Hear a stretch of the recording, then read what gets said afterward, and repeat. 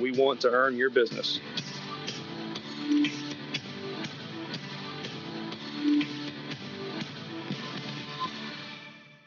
The goal of Atlantic Logging is to offer each of our customers a professional logging operation and top dollar for their timber.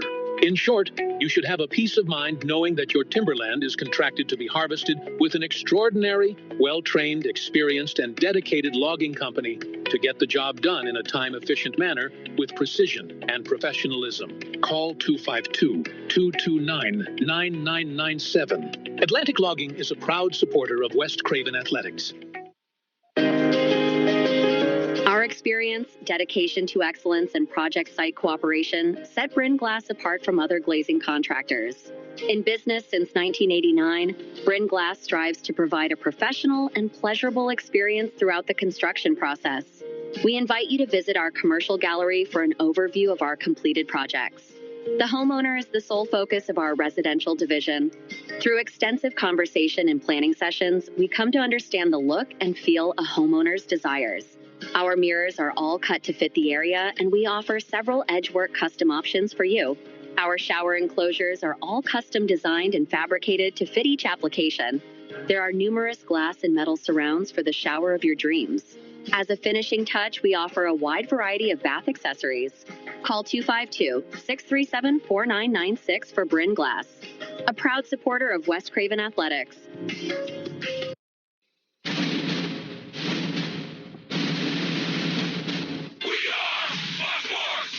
Friday Night Football. Friday Night Football. This is Friday Night Football. Start back. Let's put some hands on this game. Let's go. Start back. Let's go now. You're firing the first shot. Let's go, man. This is Friday Night Football. And finally, the wait is over. We are here for Friday Night Football Week 1.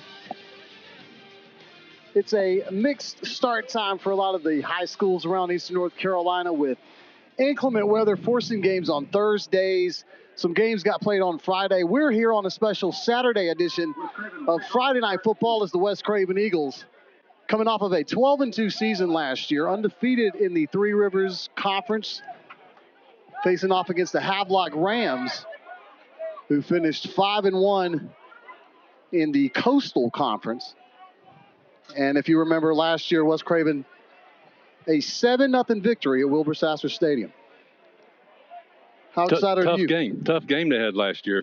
It was a heck of a game. And we don't know what to expect this year. Of course, a lot of new faces every season. But for the West Craven Eagles, a new head coach, Dominic Guglielmo, in his first game. And we are about to get things underway. Havelock going to receive at about the 21-yard line. Return has a hole. Midfield. He's gone. 30, 20. And into the end zone. The Rams strike first. A 79-yard kickoff return for a touchdown. Yeah, I think we went to the fourth quarter before we got our first points last year. And here we are, first place. Yeah, that was Austin Livingston, the junior wide receiver for the Rams on the return.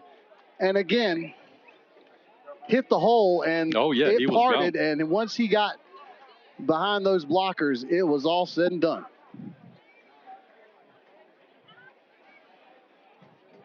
Of course, we apologize. We were having some technical difficulties getting on the air, but we appreciate your patience. We're excited to get the season underway. Extra point attempt here for... Looks like they're going for 2.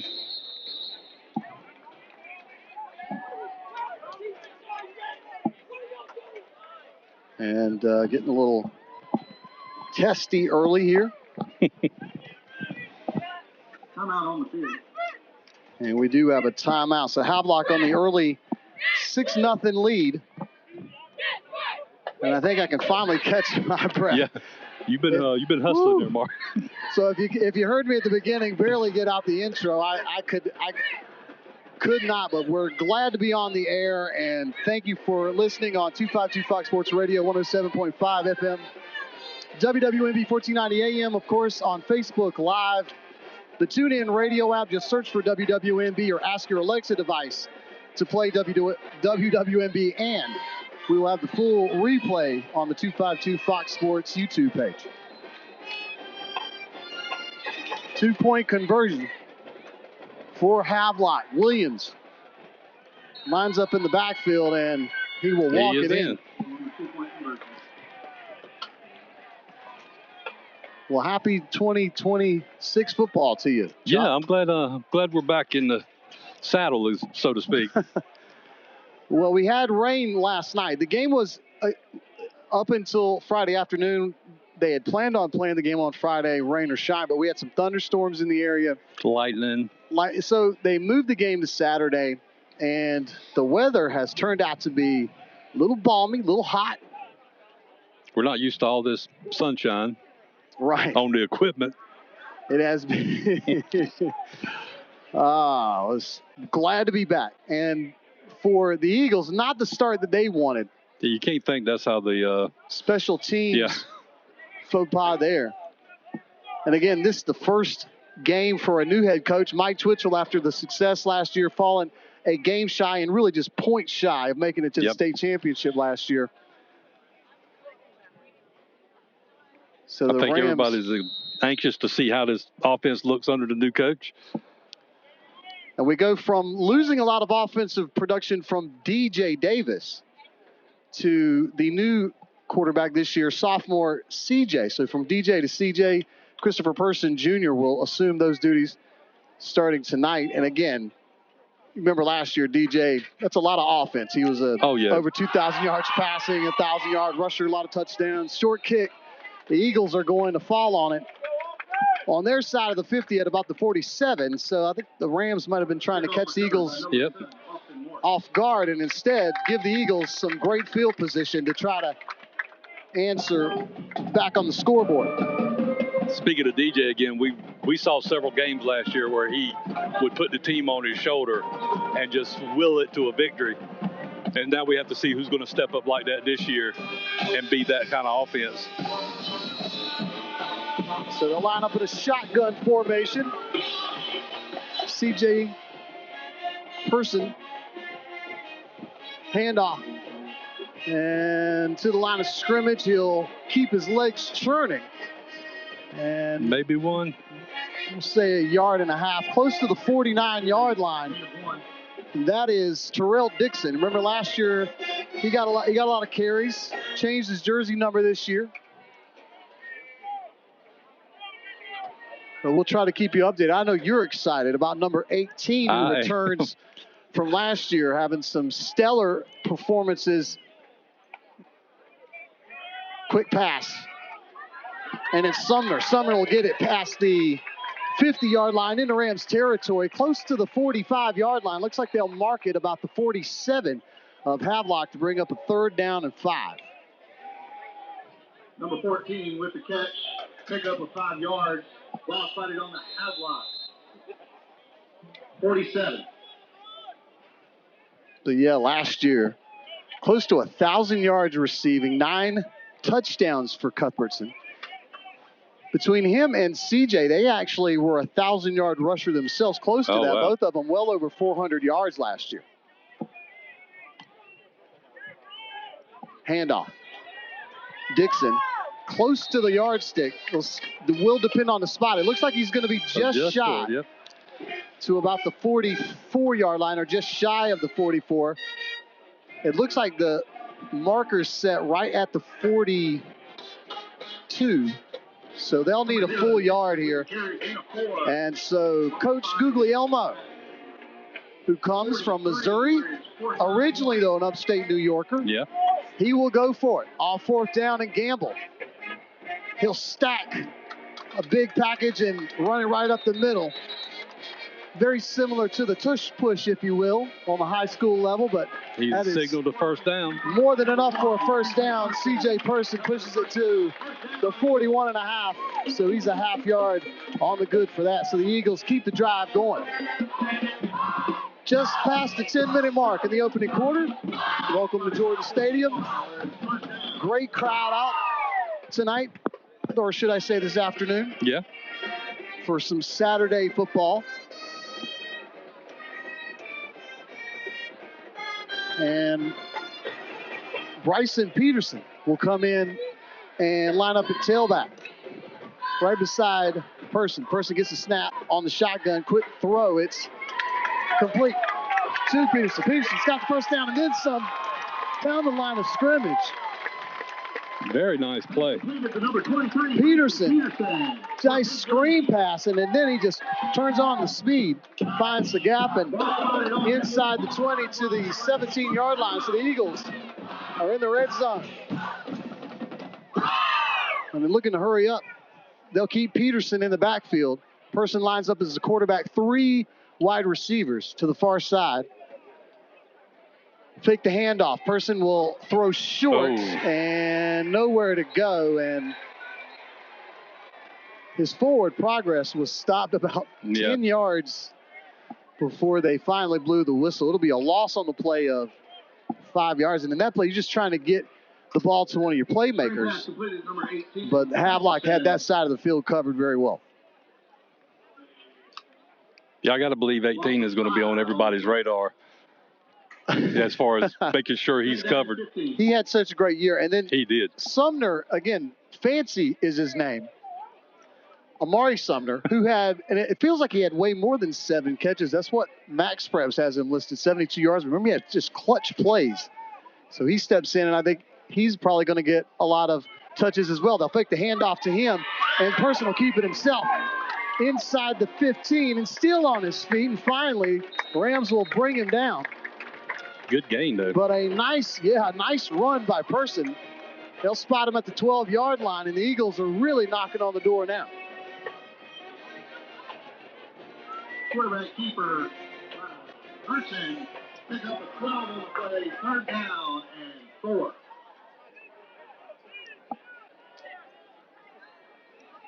Third down and 4. Empty set for Person. He'll put Cuthbertson in motion, fake the handoff to him. He'll run it up the middle, Will Person. And again, that play very similar to what we saw last year. And it's going to be a pickup of 2 to bring up another 4th down decision. And short, yeah. And I think that they are going to go for it, sir. Brings up 4th down and 2.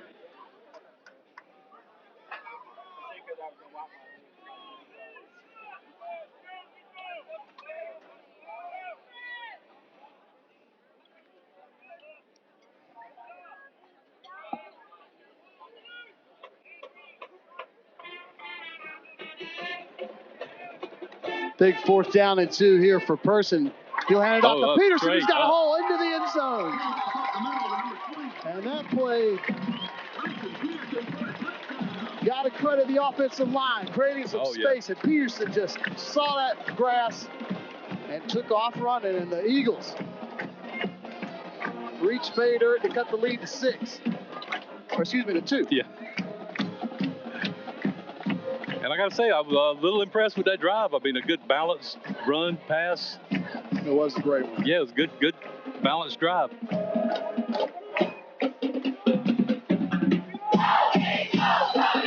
So looks like the Eagles will line up for a 2-point conversion as well. Peterson lines up as the tailback. They'll fake the handoff and throw for the 2-point conversion. Complete. Nice timing route. Pass and catch. Yeah, nice answer. Person to Cuthbertson, and we are tied. Here in the first quarter, 7:04 to go. Let's do this. Let's take a quick break. We'll come right back.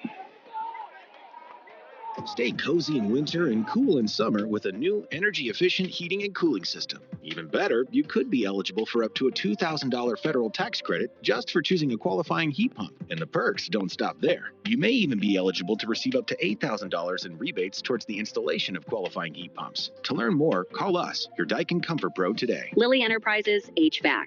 HVAC specialists for Craven, Beaufort, Pitt, Lenore, Carteret, and surrounding Eastern NC. This information should not be considered tax advice.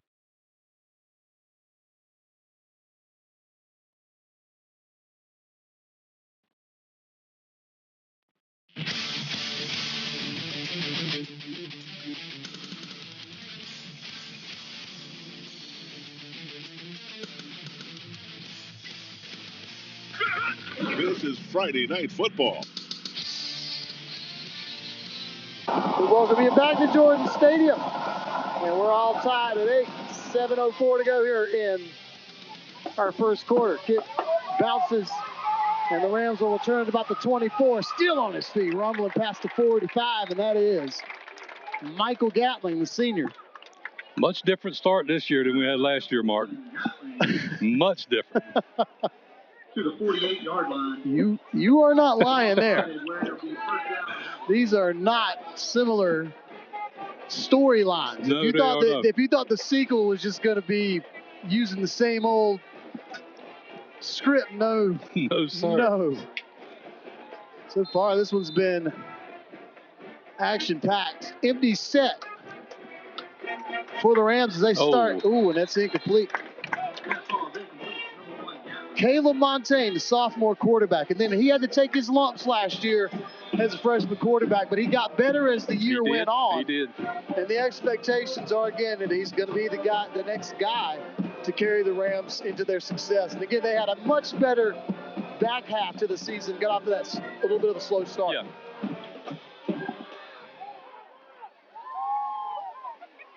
Montaigne. Across the middle. Yeah, he's going to pick up Jeffrey Jones on that pass, and it looks like it's going to be more than enough for a Rams first down into Eagles territory to the 42-yard line. 41-yard line. And you'll have to pardon me if we're trying to, again, catching up on names or New Jersey numbers, because as guys graduate, it's like, hey, I've always wanted to wear that number, and now it's available. So we're all learning here. 6:37. Montaigne, screen pass, complete. Eagles read it well, and they're going to bring him down, trying to hit Lloyd Jones and get him into space, and the Eagles corralled him. A couple of guys out there. Of course, Rondrell Gale was one of them.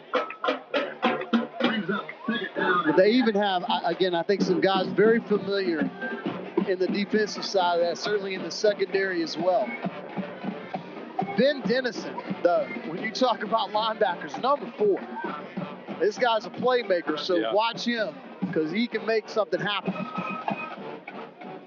Montaigne, quick pass. It is complete inside the 40. So it looks like maybe the 39. Actually, they're going to mark him right at the 40, I believe. Yeah. So that's only a pickup of 1. 3rd down and 9. Eagles D making a little bit of a stand here. But this is high school football, and in this matchup, it wouldn't surprise me if this is still 4-down territory. Oh, yeah. Caleb Montaigne lines up in the shotgun, puts a man in motion, drops back. He'll throw to that motion man. That motion man has some room. He's got plenty of room. Caught the corner. Yeah, he's gone. Has the first down and then some. Lloyd Jones that time. Looks like the Eagles defense did not pick him up. He hit the edge and made a huge play to pick up not only the first down, but to sit the Rams up inside the red zone. And I hate to beat the proverbial dead horse, but yes, different game than totally last different. year.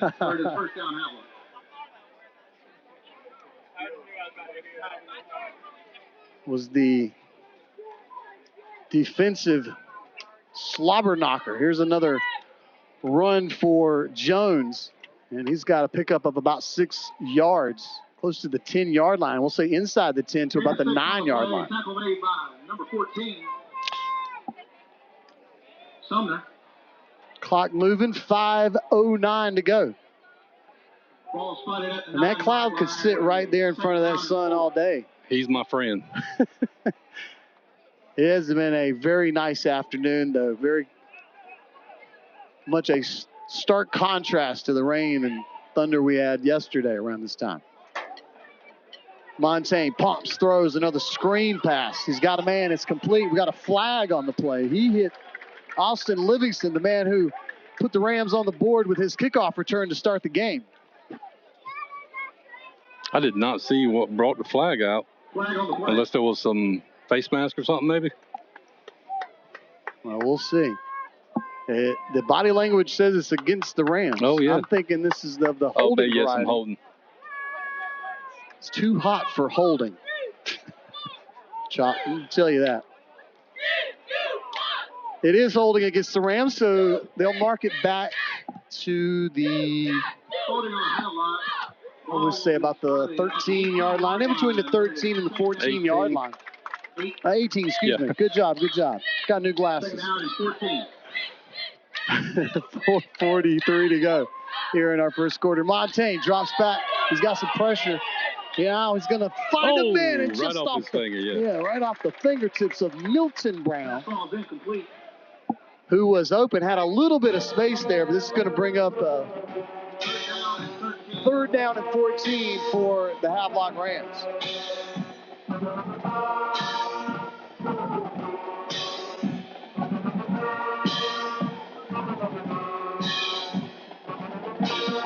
West Craven band out supporting, of course, Havelock's band on the other side. It's full of, this is one of the more heavily attended games that you'll have all year, no matter where, again, at what school. But yeah, the Rams traveled nice today. They've got a full bleacher over there.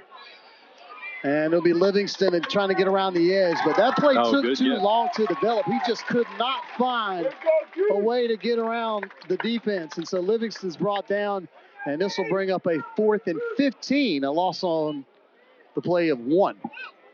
Loss of 1 on the play. Tackled by number 4, Dennison. And that's, again, you're going to see number 4 make plays like that. For Havelock, to a 4th and the Eagles defense did good just keeping the line stretched out. Yeah. And interesting, we saw Phil Snyder kick some field goals, actually. I don't know. Again, it's all new. Yeah. We'll see what the play calls are here. Havelock, though, going to go for it here on 4th and 14. Montaigne looking to throw, and he's going to get tackled shy of the yardstick. There was a heck of a battle, though, going on between one of the Rams offensive linemen and one of the Eagle defenders, and somebody's helmet got slung off. I wondered if some laundry might appear, but all good. And now the Eagles defense comes up with a huge stop here.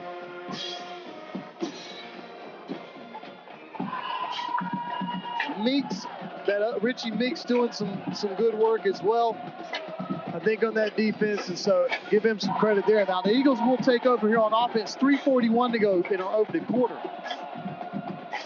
They, again, are deep in their own side of the field. And this is what you don't need in this situation, is to back yourself up further. And that's exactly what we're going to get. I think. What's he call illegal motion? Yeah. And again, without the microphones, we don't know exactly the who's and what's this. But again, we certainly appreciate the officiating, and I'm always promoting that. If you're interested, please get up with your local officials and officiators, and we certainly can't. It's not official if there's no official. Quick screen pass, complete. Cuthbertson has it at the 18, breaks the tackle, turns it upfield past the 30 and close to the 40-yard line. They'll say he stepped out of bounds at the 36-yard line, but that, my friend, was Cuthbertson being able to have that phone move speed. Yeah, that was the X factor is what that was. Yes. We will run out of X adjectives. Yes.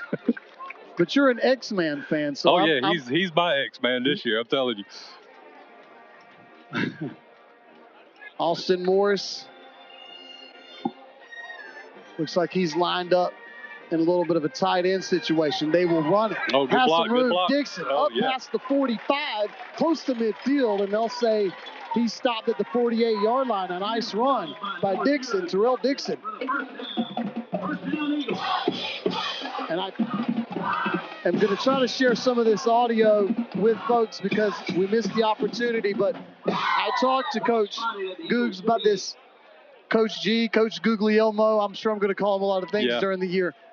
But the offensive line and how I think, again, you go into this year, and I think this is a strength of this West Craven team, and they've really created some room for these running backs, including on this play right here, as they'll hand it off. It's Peterson now. He's inside Ram territory, inside the 40, and they'll say he stepped out of bounds at about the 37-yard line, close to the 36, no, right at the 37. I'll tell you, again, creating some space, and these players are taking advantage of it for the Eagles. Absolutely. And Peterson's having a great first quarter. I mean, that's 2 back-to-back 10-plus yard runs right there. That's excellent. Under 3 minutes, they stopped the clock as Peterson stepped out of bounds. He'll get it again this time, and he'll maybe get 2 yards. Tried a different lane that time. Number 23, Peterson, gain of 2 on the play. Brings up 2nd down and 8. Yeah, Bryson Peterson.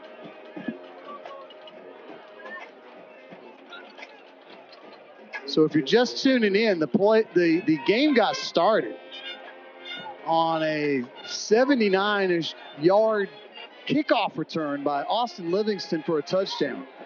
Rams get the 2-point conversion. And I'll follow up on this here. A pitch to Cuthbertson. Cuthbertson trying to get some space. Here comes the yellow flag. And we'll see what this is. But oftentimes this is either a hand to the face or holding. Yep.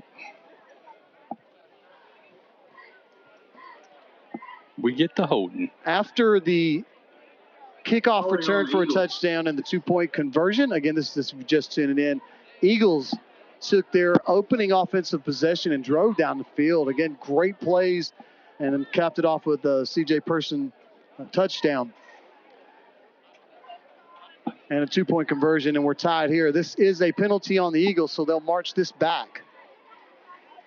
Ball is spotted at the 47-yard line. And spotted at the 47. To bring up a second and really, really long. Looks like about 20 yards. Yeah, 18, something like that.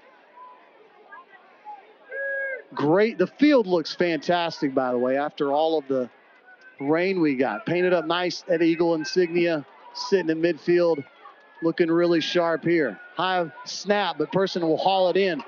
Quick pass to Peterson. Peterson, though, can't get away from. Yeah, the defender wrapped his ankle up, and he could not go anywhere. Alaric Jackson, who. No gain on the play.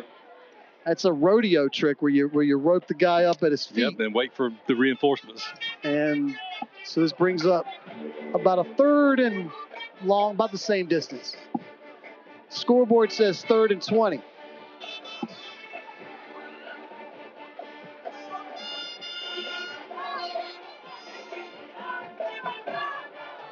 If you're listening on the radio or on your TuneIn radio or your Alexa device, again, you can get video on Facebook Live, and we will have a full replay on YouTube later. Person in pressure, and he just has to throw it away, and that was a dangerous play, but a smart play. Again, heads up, his awareness of where the pressure was. And remember, this is a battle of 2 sophomore quarterbacks. Yeah. These are 2 inexperienced and young guys who are, and again, Caleb Montaigne certainly way more snaps last year than CJ got. Mm-hmm. But that was a really heads-up play by Person. 1:23 is the Eagles will huddle up here. Looks like the offense is staying. No. They're Oh, yeah, you're right. That's the kicker. They look kind of bunched up there for a second. Now right there would take some fortitude there, some gusto.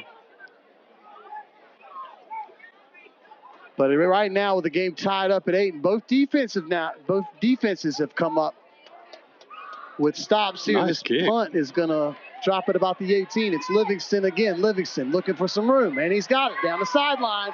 Finally hauled out of bounds, and there's a flag. What? I think they're going to say late hit. It looked as if perhaps, and again, it was a violent hit. I don't know if it was again, late. I was going to say, from where we are, it looks as if it happened as he's going out of bounds. He's trying to, assist the ball carrier out of bounds, escort him out of bounds. And but I think that the officials see it as a hit that took place after Livingston had already decided to go out of bounds, and this will be a tough penalty. So it was already a big play by Livingston, the punt return. You add 15 yards to it, and now the Rams will bring their offense out. And set up at about the 37-yard line of the Eagles. Montaigne all by himself in the backfield. A quick pass complete to Dequarius Dunlap, who's going to pick up about 3 yards, maybe 2.5. But we are just under a minute. We'll see if we get another playoff here. And I don't mean play-offs as in playoffs. I mean, a little early to be talking about that. We'll see if we get, and I think we will. The Rams will get another play in before the quarter expires. Handoff. And once again, it's Lloyd Jones, a sophomore, who's going to push forward, spin, and drag a couple of Eagles close to the first down marker, but they're going to say he's about 2.5, I'll say 3 yards shy. 23 seconds to go before the end of the quarter. And it looks like the Rams want to take advantage of getting one more snap in, and they will. It's Jones again, but this time the Eagles are going to tackle him from behind the line of scrimmage. What a great play by Jaden Garris. Stopped in the backfield for a big loss. And that'll be the end of the first quarter. Let's go, Keith. Great first quarter. That was. First game, first quarter. Hold on. We'll make sure this is the end. Maybe they. Oh, yeah, he's calling it. All right, that is the end of the first quarter. Don't go anywhere. We've got more Friday Night Football on the other side. We're tied at 8, Georgia Stadium. Jimmy L. Morris and Sons Contractors in Vanceboro, a proud supporter of West Craven Athletics, is building strong foundations for your grading and paving needs. Grading services are designed to provide a stable and level foundation for your construction projects, enhancing drainage, preventing erosion, and preparing your land for successful development. Jimmy L. Morris and Sons offers paving services that combine durability, functionality, and aesthetic appeal. Call 252-670-6749, and let's lay the groundwork for success together.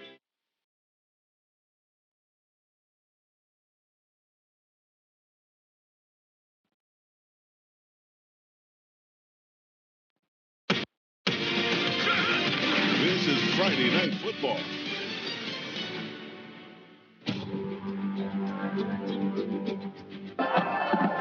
We are back to start the second quarter here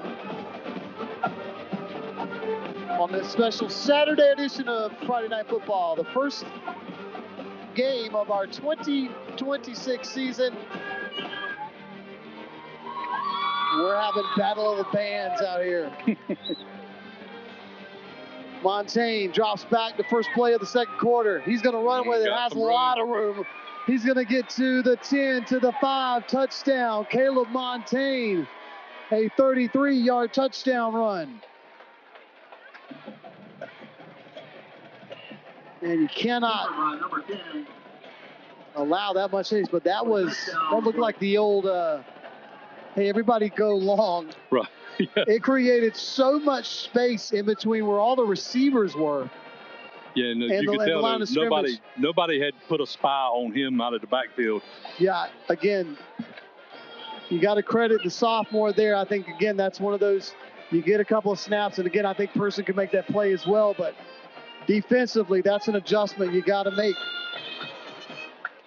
So 10 seconds into the second quarter, and the Rams looking to add 2 points, and they will. Yes, they did.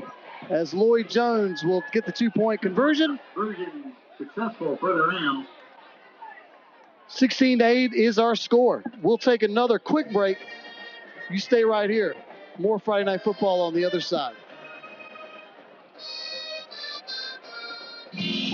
At Bowden & Car Furniture, we're proud to support our local teams and wish you the best this season. As Eastern Carolina's largest authorized Lazy Boy dealer, we have a huge selection of genuine Lazy Boy recliners, sofas, sleeper sofas, sectionals, and more. Plus, beautiful row furniture. Custom order or take home today. Visit us in Havelock or online at bowdenandcarfurniture.com. Best of luck to all our local teams from Bowden & Car Furniture.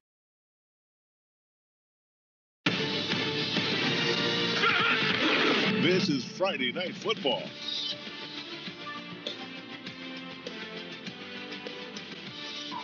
Fast and furious, the action here at Georgia Stadium tonight. The Rams scored on their, special teams opening play of the first quarter, and then start up the second quarter with another scoring play. Caleb Montaigne, a 33-yard touchdown run. Austin Livingston started the game off with a 78-yard touchdown, a kickoff return for a touchdown. So the Eagles receiving team take it about the 23-yard line. I believe it's Cuthbertson, spins away and won't get away from the would-be tackler. He's going to get up to about the 31-yard line. And so that's where the Eagles offense will come out.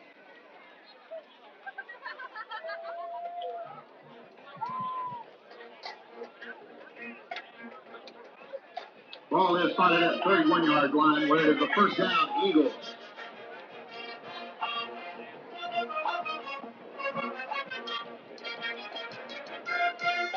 So the Eagles offense comes out, and they've been able to run the football very well, Chop. And I think, again, if they can continue that, they're going to be okay. But right now, trailing on the scoreboard, 16-8 with 11:41 to go before halftime.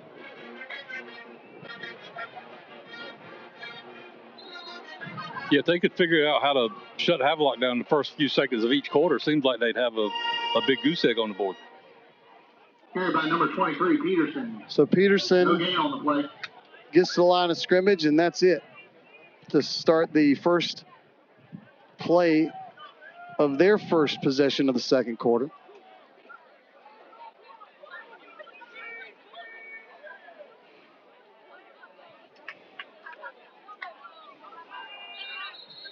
And we're going to get whistles before we can get the play off. Flag on the play. All right, that's it. Before we can get the play underway, I can feel the text coming in. I keep saying playoff, which is the goal. You know, there's hundreds of high school football teams that start this weekend off. And the dream is the state championship. And then, you know, next to that's your playoff, your conference championships. But you got to start here. You know, it's the cliche, right? You got to be 1-0 on that day. Everybody hates the cliches of sport, but there's truth in them there sayings. Yeah. 11:10 to go, clock moving. Person gets the snap. Looking to throw, has nowhere to throw. Now he's going to try to get away and get out of that pressure. He resets. Now he's going to throw deep. He's looking for a man, and it's off the fingertips. Trying to see who he was looking for. That would have been a huge play well into Rams territory. What a heave. How far did that ball go? He was looking for. It is Cuthbertson, the intended receiver, and I thought so. And again, just off the fingertips. Brings up 3rd and 15. He launched at about 70 yards, I think. Well, the Eagles are going to need 15 yards or bring out the punt team.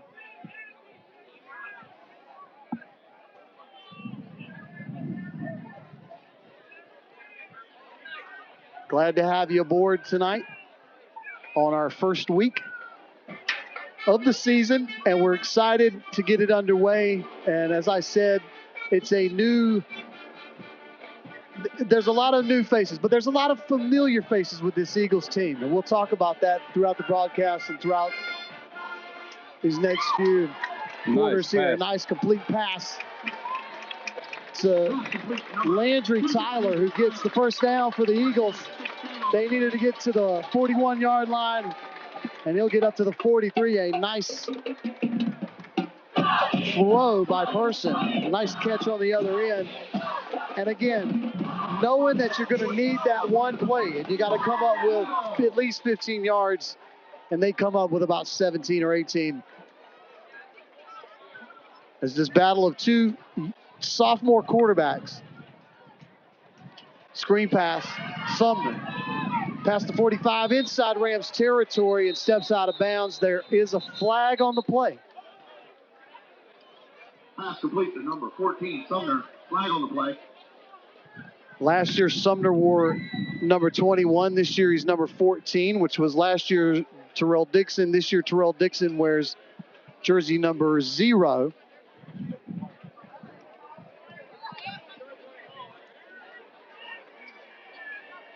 And I think by the time I figure it all out, it'll probably be like 3 weeks into the conference schedule. We'll be starting 2027. But again, I had the opportunity, as I do every year before this game, to talk to Havelock coach Brent Wooten, and certainly to talk to the new head coach of the Eagles, Dom Guglielmo. And so I'm excited to share some of that with you as we go through the broadcast, so stick around for that as well. We'll hit some of that at halftime and then some. This will be a handoff. And not much there. Maybe 2.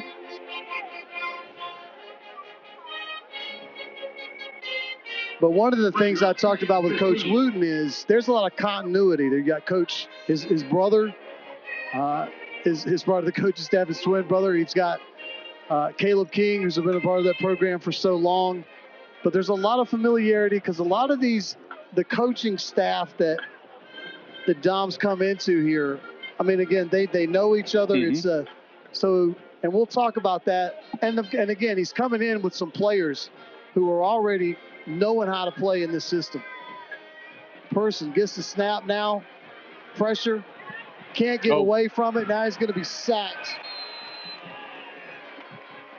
Ja'Kai Mays. Or is that Jackie Mays? I'm just going to say Mays. So that right there, in that situation, again, you got to credit the Rams defense, and that just got him surrounded in his pocket. He had nowhere to go. And honestly, the O-line's been giving him good protection. Yeah. And that play just went out a little bit too long. Well, I think what's going on is, again, some of the receivers have got to get open. And again, you got to credit this Rams defense as well. This could be a tough game. Yeah. But as I said, I think, again, you got to get some guys open in space. CJ will fake the handoff to Cuthbertson, keep it himself past the 30 and up to the 34-yard line. He'll get some positive yardage, but on 3rd and 37, there's not a whole lot there. You're just trying to not turn the football over and give your your punter a little more space to kick. Unfortunately, a little unsportsmanlike on the Eagles right there. So this is going to push the Eagles back. 8:22 to go here before halftime.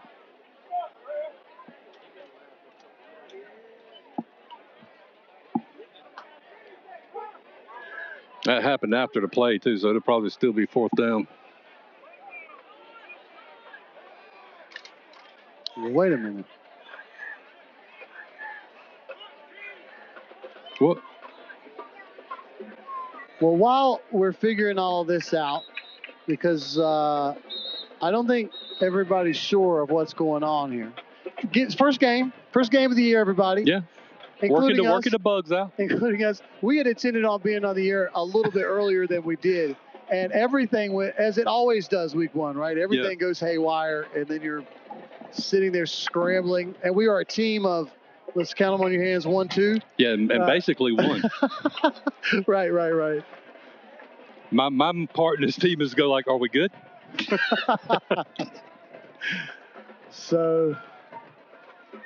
But we are glad to be on the air, and we're excited again for Eagles football in 2026. Right now, if you're just tuning in on the radio side on 107.5 FM or 1490 or your Alexa device, 16-8 is the score. Rams on top. And this game's had like a little bit of both. It's had big explosive plays. Yeah. And I guess you could say on the defensive side as well, because both defenses have come up big. Yep. The Rams had a drive where they were knocking on the door, and the Eagles defense stiffened up and turned them over on downs deep inside the red zone. And so we got it figured out. We're going to do a punt right here. Well, that's what I thought. They kept hanging on to that 4th and 37. And I was like, I don't think that's it. But here we go, 4th and again, we got new people doing stuff. Everybody's doing a great job. Oh, snap. He got it off. He did get it off. The snap was a little juggled, but Livingston's going to get it. And he's got some more space to run. He hits the corner inside the 30. Livingston inside the 20. Livingston inside the 10. Livingston inside. Is he in the end zone, or did they say he stepped out of bounds? Yeah, it says it's a touchdown. Man, that dude's got some speed. Wow, Austin Livingston is just having a first half here. Put 6 more points.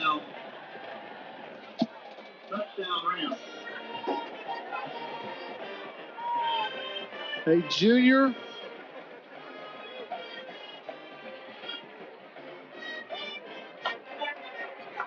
But my goodness. 2 big special teams plays. So yeah, we've seen, so there you go. We've had offense, we've had some defense, and we've had explosive keeper special play. Yep. He walked right in. Walked right in the end zone, did Andrew Williams. And so 2 more points for the Rams to extend the lead to 24-8. It feels like we need a break. Yeah. Please don't go anywhere. More Friday Night Football on this Saturday afternoon on 252 Fox Sports Radio.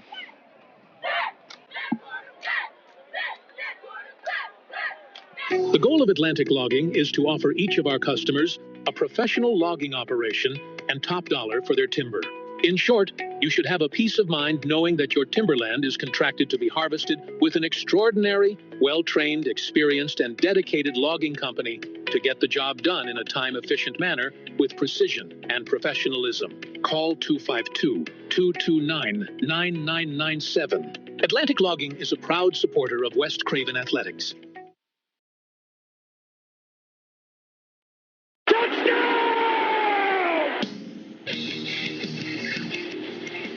Friday Night Football on 252 Radio is brought to you by all these great sponsors.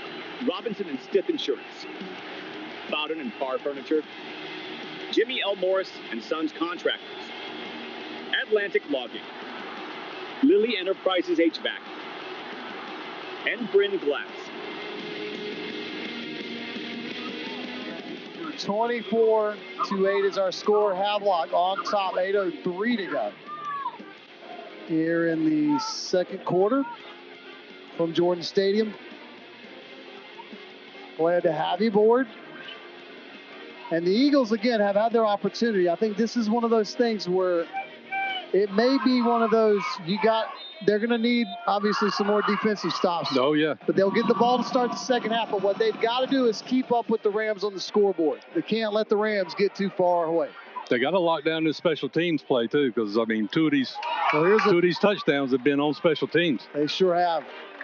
Yeah, again, you got to credit the defense. As I said, I think the West Craven defense has played well, but you're right. The special teams got to tighten that up. Returns it to the 48-yard line. We're going to be first down, Eagles. The Eagles are going to get great starting field position as they have a pretty decent special teams player of their own there. Good luck, man.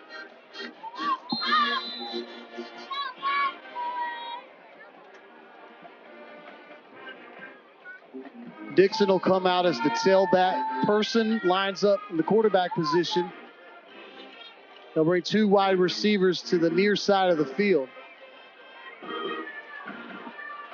Sumner's going to line up on the inside. And a quick screen pass to Dixon. Dixon breaks the tackle inside Rams territory to the 44-yard line. And a nice stutter step forward for Dixon.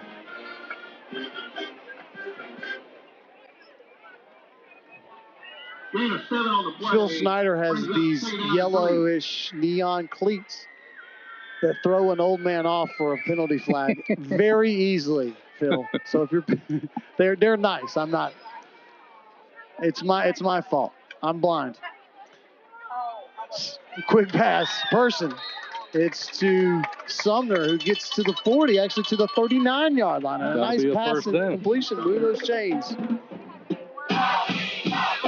7-Eleven, not a sponsor, with the time remaining. But if any of you Speedway people are listening. Just under 7 minutes, Eagles first down. Person has some time, pumps, throws, has a man. It's complete inside the 20. And it's who else? Xavier Cuthbertson, and the Eagles line up right at the 15-yard line. That is going to be first down and 10. They're knocking on the door. 24 on the play. Ball is spotted at the 15-yard line. Clock is rolling. Down, Eagles.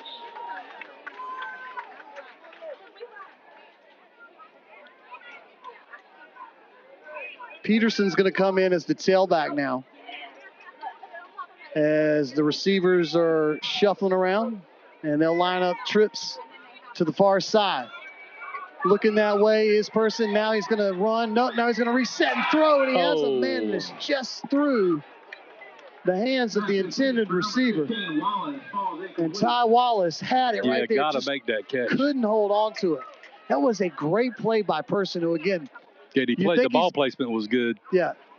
In spite, he's the threat to run, but looking that he's still looking down the field to make the throw before the last minute. It's a great play by Person there. Peterson will come back in again as the tailback. Shotgun formation. And then again, they'll put trips to the far side. Snap. Quick throw. It's complete to Sumner. Sumner inside the 10, and he's brought down at about just inside the 8-yard line. Number 14, Sumner. Gain of 7 on the play. And the clock creeps under 6 minutes here at beautiful Jordan Stadium.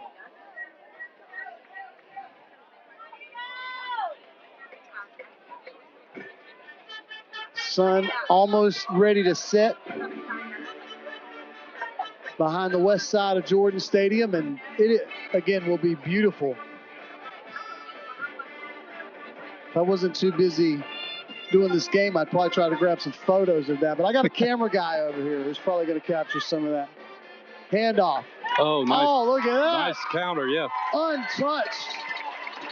It's like they didn't even see it coming. Peterson gets the handoff, and he's the first guy through. And it looked as if the Havelock defense shifted all of their attention to the far side, and Peterson caught him sleeping and ran in nearly untouched. It reminded me of that old counterplay that the Washington Commanders used to run years ago. Oh, yeah. Again, nice job.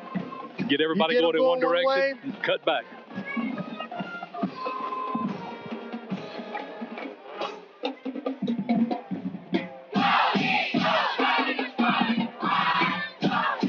.5:26 to go as the Eagles looking for a 2-point conversion here. Pistol formation, but hit. They stood him up. And they will. 2-point conversion. We got a fella down. We do have a guy down. Let's see. 2-point conversion is no good. We'll take a quick break. Don't you go anywhere. More Friday Night Football on the other side. Havelock leads at 24-14.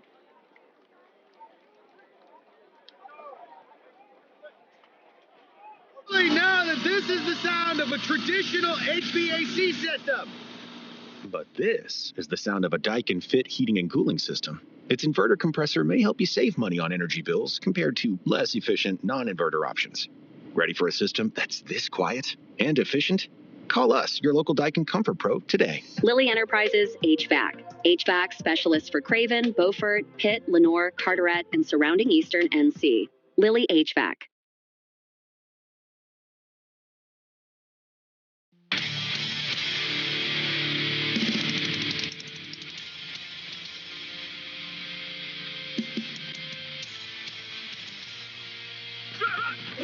This is Friday Night Football.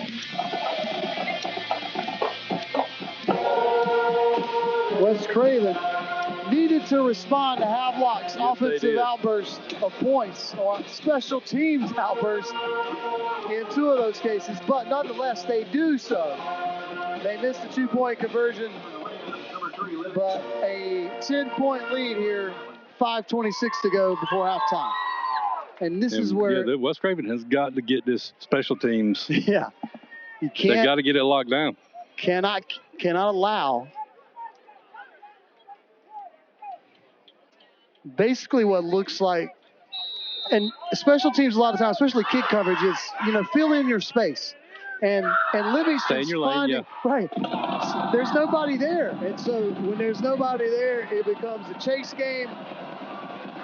And so again, we'll see if the Eagles can do better here. A short kick makes it to about the 26-yard line, and that's where Rams are going to try to cut it around the far edge, and he'll get a few yards, but based on what they've had before, they'll take that. Milton Brown's run up close to the 50-yard line will be okay. And that kick looked like them trying to keep it out of that guy's hands Yeah.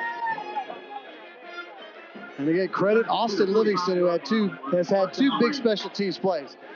And see if the Eagles defense can force Havelock off the field. Caleb Montaigne, the sophomore quarterback for the Rams, lines up in a shotgun formation. Empty set. He's looking to find his favorite guy, Lloyd Jones, who's had the bulk of the receptions, but he's going to get brought down by Sumner, again, who's going to play both sides. So is Xavier Cuthbertson. But when you've got that kind of speed, you want to have them in your defensive secondary. Absolutely.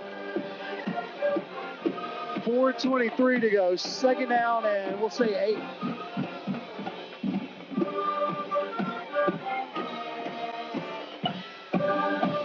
Havelock just, burning up some time. They'll stack 3 receivers here to the near side. Bunch them up here. Montaigne pumps, looks that way. Now he's going to go deep, but way there's overthrown, yeah. Really well covered. He was looking for Austin Livingston for the hat trick. Yep. And just couldn't come up with it. Under 4 minutes to go here, and a big third down, no matter what. Even if Coach Wooten on the other side is willing to take a gamble, you come up with a big play on third down, you certainly want to limit whatever fourth down is. Yeah. Make him think about it.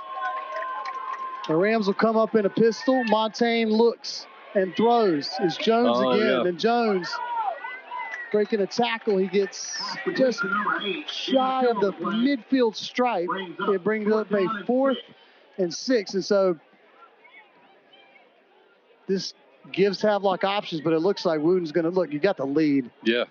Don't give it. With 3 minutes left, the last thing you want to do is give the Eagles the football on your side of the 50 with plenty of time.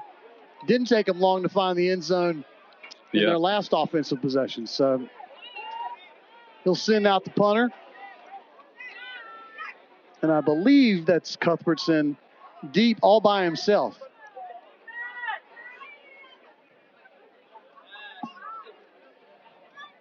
Low snap. Oh. Ball might have been, the ball comes out wobbly, and it's going to fall out of bounds. The Eagles will get it at the 23. Excuse me. Let me. 27, yes. There you go. That's, again, far sideline.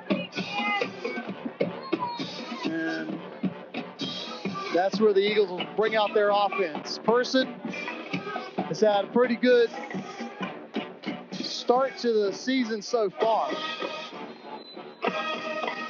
And play clock is at 18 seconds. And the Eagles will bunch their setup. And a little swing pass. Yeah, I'm not sure if that was what they had planned on. And again, that's a deep sarcasm. That right there just didn't go anywhere fast. And unfortunately, this is going to put the Eagles back. It almost looked like that play might have had pass option on it. Yeah, that's what I was thinking. I'm not sure if it was genuinely get out a bunch of blockers and let's try to give Pepperson some space, or are we going to do some trickery here and maybe try to throw the football? Either way, it did not materialize, and it's going to be second down and 18. Let's see if C.J. Person can find some magic to get the Eagles out of the last couple of drives have been the wrong direction.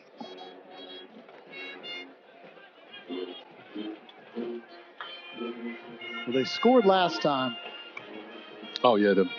But, yes, you're right. They got a lot of room to run here, does Person. Now he's looking for some more space. Has the first down. Are you kidding me? C.J. Person looked as if he was going to make up just the penalty yardage. Yeah. Found the corner.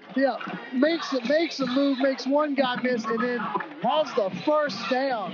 And how do you make up for, as I said, let's see if Person can get him out of it, and he absolutely did. What a play by the sophomore quarterback. 42-yard line, where the first And again, we've had that if you're just tuning in. There's a sophomore quarterback on the other side. He had a 33-yard run that scored for the Rams. And so this has been a wild first half. We have a timeout. A minute 50. And so, yeah, we're going to get a timeout here.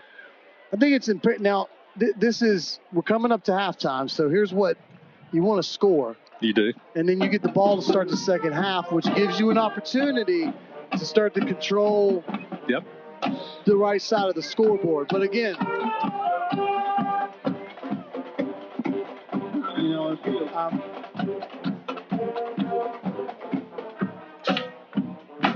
but for the first game of head coach Dom Guglielmo's career, it has been nothing short of exciting.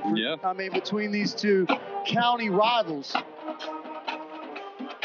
And I've got some interesting numbers to share with you. Of course, West Craven last year had such an incredible run, 12-2. And I mentioned not only a game shy of the state championship, point shy of making it to the state championship. And so, and part of that run was a victory against the Havelock Rams. And so that was an incredible win last year. And it was the first one they had since 2016. And that's now 10 years ago. So handoff. And a little bit of room. It's an interesting play call. At the very least, maybe you're just trying to get some more space. But clock is moving, a minute 36. The Eagles, I believe, have 2 more timeouts. And I think so do the Rams. At least that's what the scoreboard indicates here at Jordan Stadium. Clock is moving with a minute 22 to go. 3 wide receivers to the near side, but Person is going to run it himself. He gets right at the 50-yard line, and that's where they're going to spot it. He'll be short of the first down by about 3 yards. Quarterback keeper by number 1, C.J. Person. Gain of 4 on the play. Brings up. So we're going to be under a minute to go here. 3rd down.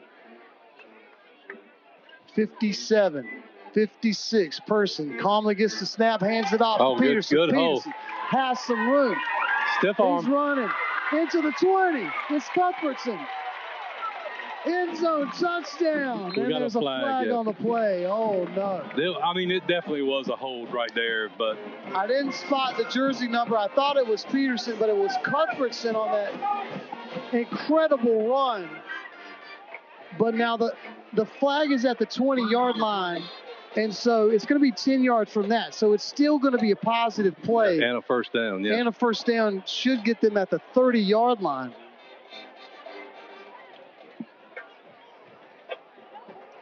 Yeah, the hold was almost a tackle. Well, I mean, it was a tackle. They both went to the ground. 44 seconds to go.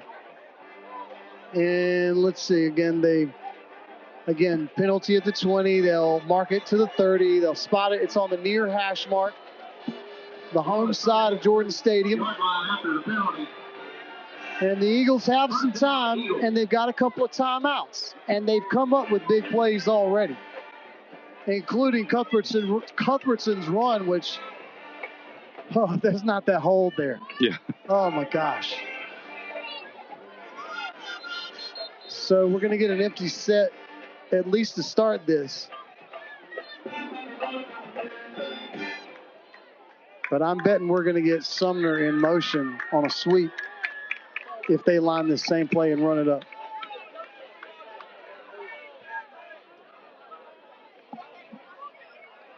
And then I think Person might have the option to do what he wants to do here. Again, I'm just guessing, but exciting stuff here. 44 seconds. And they will line up. The near receiver is Ty Wallace, the one closest to us. He has Landry Tyler lined up right beside him. Now they'll take Sumner and move him in the middle of the trips on the far side. So they'll actually change the formation here.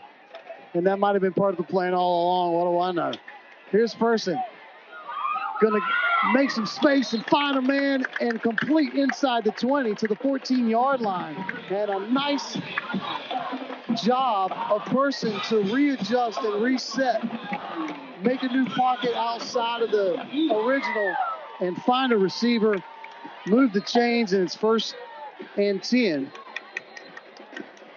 from the 14. I think we're going to get a timeout here. We should. 27 seconds to go. Catch your breath, Chop. Yeah, and I'm telling you, knowing that he's got the ability to run, making the defenders move when he starts in that motion, it opens up the receivers down the field. And he's got great recognition of that, I think. Yeah, again, to look back at last year, and he did get snaps, and that's why those were important when the score allowed for him to come in, or in whatever instance where he could get a play.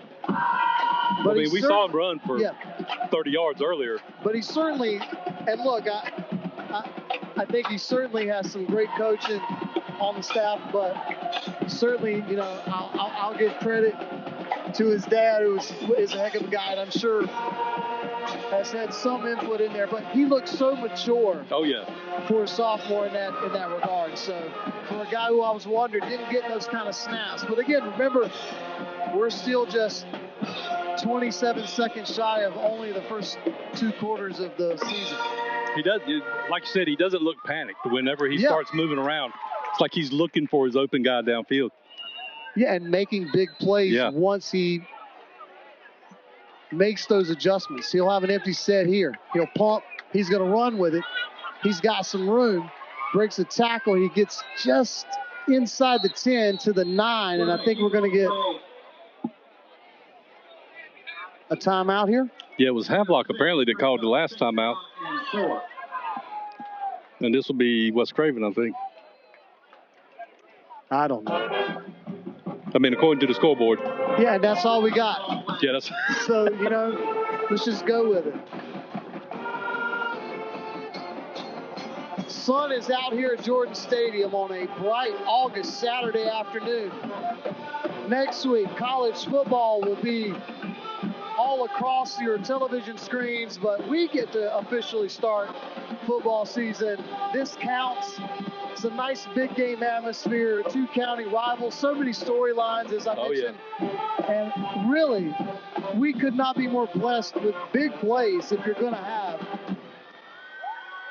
a big game, you might as well have some big plays. Might as well. Here we go. 17 seconds to go. Ball spotted at the 15-yard line.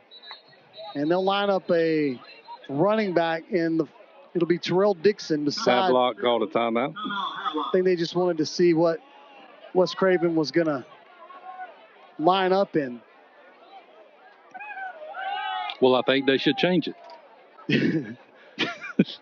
The stark contrast between the clouds and the sun. Oh yeah, it's crazy. On this day is because when it's only about 80-ish, so it feels like 180. But when the sun's out, but when the cloud comes out, you can feel that 80-ish that's there. But right now we have bright sunshine here in Eastern North Carolina. Right in the face. Right in the face.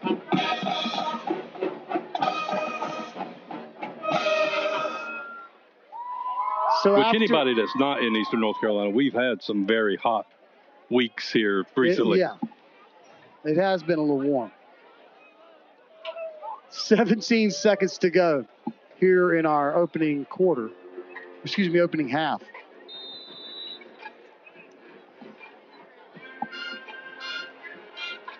So we'll have Person again line up. He'll roll out on the right side. Now he's looking to run with it, and he's going to get hit and then pushed out of bounds. And again, if you're Havelock, you got to keep him in bounds. That's going to stop the clock with 8.3 to go here. Eagles are going to try to hurry up and line it up. Clock will move when the officials say it moves, but right now stop. Again, I think it stops until they snap it, but sometimes I'm wrong. Nobody's winding their arms, so it's all good. Yeah, right now, hold it at 8.3 seconds. Dixon is the tailback. Person is the quarterback. Cuthbertson is in. Austin Morris is in. Ty Wallace and Sumner throw into the end zone and off the fingertips. But it was a good call, though. A quick pass, and it'll be 4.8 seconds to go to bring up a fourth down. And now we're going to get a timeout. I think this is an official timeout. Do we got a guy down, yeah. Is that? That may be the receiver. Yeah. The ball was a little high, and when he stretched up, I don't know if he, again, fell completely on his helmet but they are helping him up, so I'm guessing he is maybe got his, get your wind knocked out maybe on a fall like that. He's up and moving. It's Austin Morris. And now we're going to get a timeout, and this will likely be the last play of the first half. Mm-hmm. It is 4th and 1, so it's either right. Unless, again, the clock stops really quick and then you can get another play. But, again, both teams out of timeouts, 4.8 seconds. We could also get a penalty. Who knows? If you're the Eagles, you're looking for the end zone here, trailing 24-14. Ball spotted at the 9-yard line. Person hands it off. Dixon. Inside the 5. He has the first down, but I think he's shy of the end zone, and the clock's going to hit 0. And so just shy. Oh, my gosh. They'll spot it at about the 1.5-yard line. So just that close, but I believe, are at halftime. Yep, that's the official. So 24-14 is our halftime score. Don't go anywhere. I've got some audio from both coaches, including the new head coach of the West Craven Eagles, Tom Guglielmo. Rams lead 24-14. You stay right here.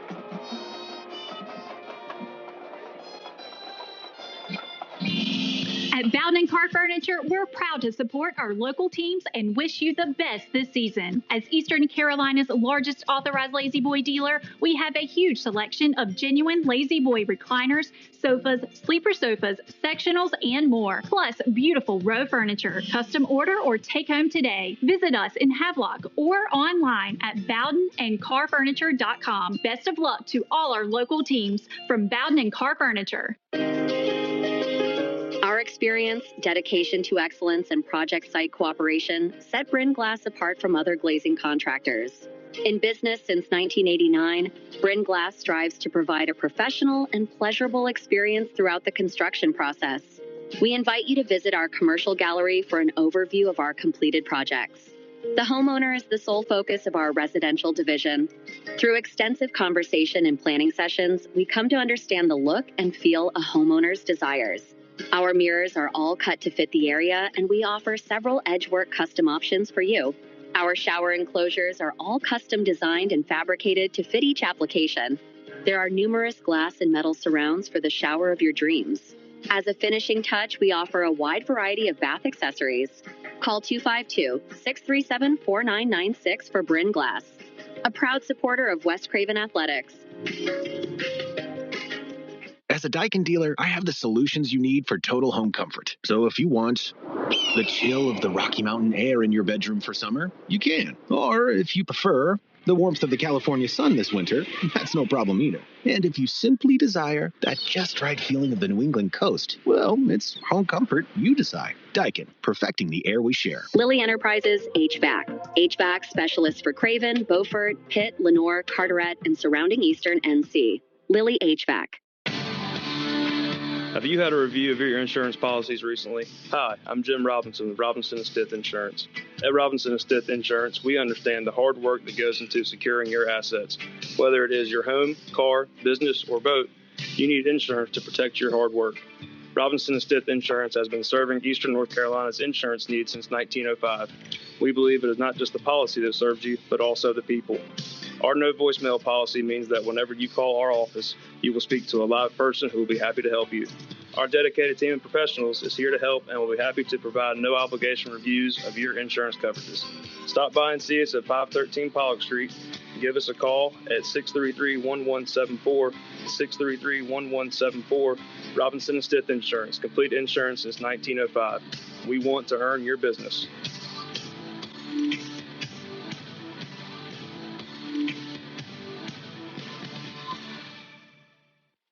Jimmy L. Morris and Sons Contractors in Vanceboro, a proud supporter of West Craven Athletics, is building strong foundations for your grading and paving needs. Grading services are designed to provide a stable and level foundation for your construction projects, enhancing drainage, preventing erosion, and preparing your land for successful development. Jimmy L. Morris and Sons offers paving services that combine durability, functionality, and aesthetic appeal. Call 252-670-6749, and let's lay the groundwork for success together. The goal of Atlantic Logging is to offer each of our customers a professional logging operation and top dollar for their timber.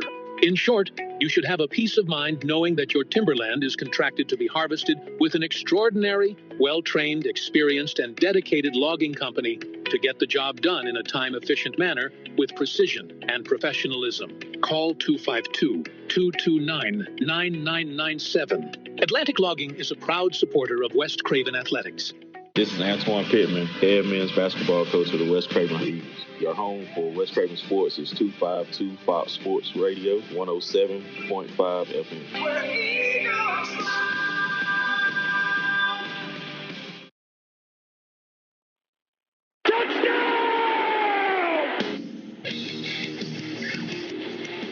Friday Night Football on 252 Radio is brought to you by all these great sponsors. Robinson & Stith Insurance, Bowden and Parr Furniture, Jimmy L. Morris and Sons Contractors, Atlantic Logging, Lilly Enterprises HVAC, and Bryn Glass.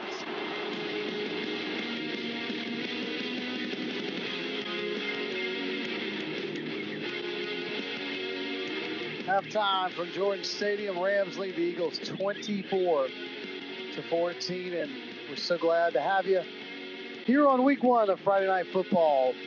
Wanted to take an opportunity because I spoke with both coaches ahead of the contest. Again, what we originally thought was going to be Friday night.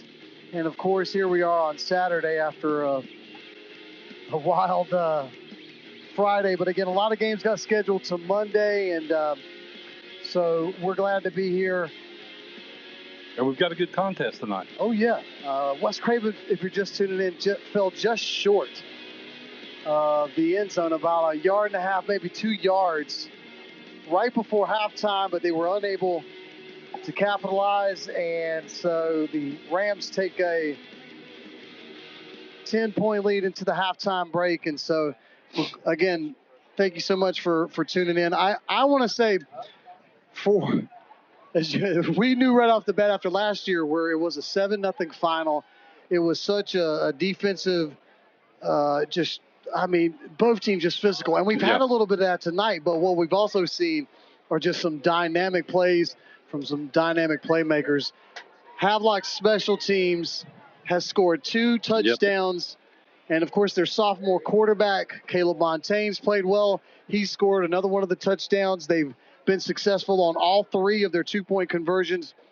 And for the Eagles, they have moved the football well, and they have played defense. Honestly, this game right now is being decided by special teams. It is. And the adjustments being made in the locker room right now, I guarantee you, are adjusting or addressing that. All right, we are going to, and again, if you're tuning in on our our Facebook Live page, as we try to cool off our equipment, we are directly in what is some brutal heat. We're not used to this much sun this long in the game. Yeah, again, because we never broadcast at this time of day. So the sun is usually not sitting directly where it is. And so as we do that, though, I want to share some of the conversations I had with both of these coaches. And for a lot of people, this is their first game with Coach Dominic Guglielmo, who comes here after what was an incredible year last year. And again, for a lot of people, it's like, how's this going to look? Yeah. And so there's a lot of questions, and, he's not afraid, to face that. So let's start there on, the fact that he knew going into this what was here. And again, as we talked about, the cupboard's not bare. Right. There's great staff here, and there's great players. Mm-hmm. And so, as I said, he understands that he's walked into a good situation. And again, here's part of my conversation, and we'll start with that, talking about walking in with the staff and players that were here at West Craven. About West Craven football, there's a lot of people who are invested in this product. There are a lot of people that care about the success on and off the field. And I'm kind of an unknown entity to an extent. It's one of those situations where I came from far away. So it's kind of important for me to really, start getting to know everybody and all that, and kind of start building the relationships that I needed to be successful. And the positive is, Vanceboro has been great to me, and not just Vanceboro, but the entire district area has been great to me.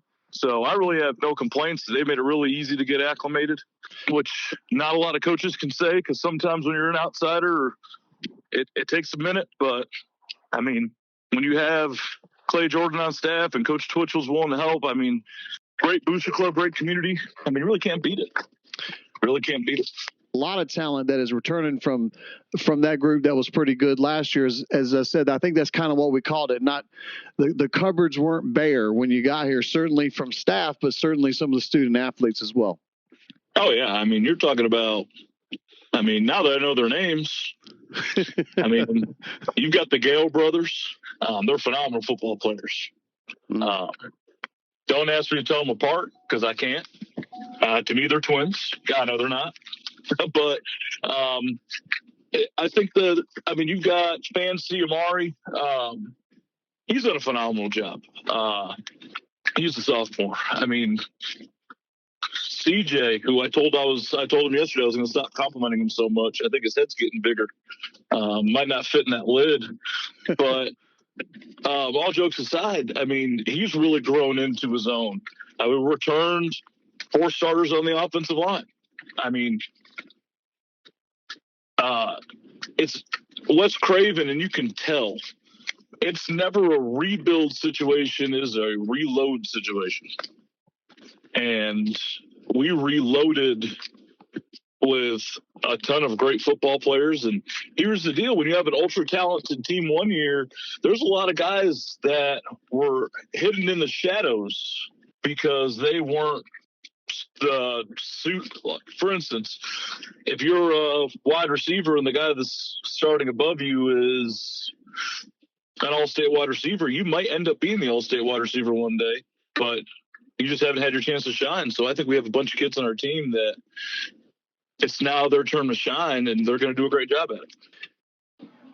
Now, for Coach Brent Wooten, he's been at the helm, or he's been a part of that football program. He's either been the head coach or he's been the assistant coach. But, again, you think there's no surprises there. But I asked him, what was, after all the years he's been with Havelock, is still the wonderful surprise that you still didn't see, even though you had expectations? Here's Brent Wooten, the head coach of the Havelock Rams.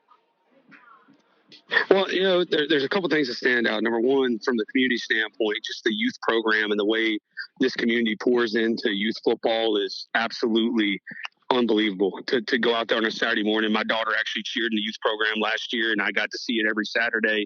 And just to watch from like 6 to 8 to 10 to 12, just how many kids get the opportunity to actually learn the game from valuable coaches at such a young age. I think that's such an important piece of any successful high school football program, is having that foundation.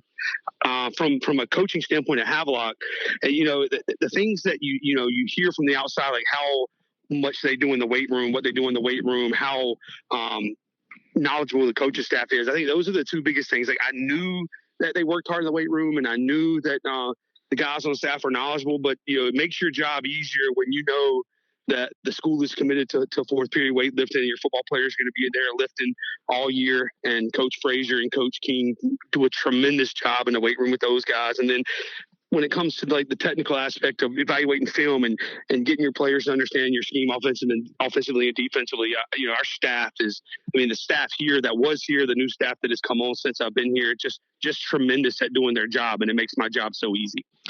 And yeah, you mentioned there's certainly as each year people come and go, but there is this continuity. There's like a group of folks there, including yourself, who have been there. And yes, sir. Talk about that again, because the advantage of that and sort of the, you don't have to think about it. You kind of mentioned it. You know who is responsible for this job, that job, and you just trust in that process, right? Talk to me about the advantage of that continuity. Well, the advantage is, from one year to the next, the kids know what to expect. And I think that's important. The other advantage is, as a head coach, that your offensive coordinator and your defensive coordinator, Coach King and Coach Wooten, do a really good job planning their practices out. And I get to kind of, be a general manager, and I brought in Chuck Colburn from Croatan to handle my special teams and coach my quarterbacks, and he's really done a good job there. So we really, right now we're up to 16 coaches, and we have a staff, I think, that works really hard. It's just one of those things where I think the continuity, the commitment to the players is something that is valuable, not only for our kids but for our program in general. So getting back to the brand new head coach for the West Craven Eagles, Dom Guglielmo, and again, knowing that his first game as head coach after the great season last year, and again, that big game environment. So I was very interested to hear what he said. This was Coach G on that. Well, here's the deal. You get the dog days of summer, and I know it's a backwards way to start this answer. The summer's very tough. And here's why. Very few carrots can propel you through what I now know as an Eastern North Carolina summer. The dog days start really quick, if that makes sense. We've got to find ways to keep motivated. It's hot. Can't play a scrimmage or anything. You got 7-on-7s, but that's not just different. You don't have that game feeling. But that being said, when you play a county rival week 1, then you have a carrot. Then you can say, Havelock beat us today. Are we going to be Havelock today in practice? So the buildup starts and the motivator starts in June, if that makes sense. Now that we're in game week and we have a game in 2 days, and it's really nice having a game that matters week 1. And I know that's contrary to what a lot of football coaches believe, where some coaches will try to schedule a cupcake week 1 and whatever. And that's fine. But when you get to start out with your county rival, there's a different level of fire that comes with it. And of course, so much of that conversation, and hopefully maybe I can share, we talked about their offensive line. I also talked to Coach Wooten about 2025. And in fact, because again, there was a lot said about that team last year. Got off to a slow start, but you see Caleb Monte, well, they've come here to play football. This is Brett Wooten on 2025. Well, last year, we say we're young, but I think part of it was I think I made some mistakes and kind of letting our team down and kind of focusing on that. I should have done a better job having us focus on who we are and getting better every week. And, we played a tough schedule beginning of last year, but there's no excuses. Starting 0-4 is not something this community accepts, not something this program is going to accept. So, I've got to take responsibility for that. But the one thing I do appreciate is the kids actually, they could have tucked their heads. They could have, said, we don't want to do this, but they bowed their backs, and we got better from about week 5 on every week. And, we saw a lot of growth in some freshmen and sophomores that are going to play really important parts in this program as sophomores and juniors. And so I think that's just something that I'm really proud of. We fought through some adversity and really showed that, that we weren't going to let it define us and that we were going to move on. To speak a little bit about West Craven, Coach Twitchell last year, he ran a really good program, and he had some really good players. They had a lot of success last year. And hats off to them, and watching, film on Coach G and talking to him and what he's done since he got hired at West Craven. I got a lot of respect for what he's doing, coming in to a county like Craven County from a different state, which is, football driven. It's not an easy transition for a lot of people. And I think he's done it just well. It's going to be a good game Friday night. I think it's two good football teams, just like last year. Hopefully we'll do enough to finish on the right side of the scoreboard this year. That is part of my conversation with both head coaches of these incredible football programs, and we have had an incredible first half. I want to take another quick break. Thank you for tuning in to 252 Fox Sports Radio. On the other side, we'll get this third quarter underway. Jimmy L. Morris and Sons Contractors in Vanceboro, a proud supporter of West Craven Athletics, is building strong foundations for your grading and paving needs. Grading services are designed to provide a stable and level foundation for your construction projects, enhancing drainage, preventing erosion, and preparing your land for successful development. Jimmy L. Morris and Sons offers paving services that combine durability, functionality, and aesthetic appeal. Call 252-670-6749, and let's lay the groundwork for success together. And we are underway here in the third quarter. Eagles get the kickoff, and we'll return it up to about the 35-yard line, and that's where we'll start our second half. Kickoff return by number 23, Peterson. Ball is spotted at the 40. 45, where it is a first down, Eagles.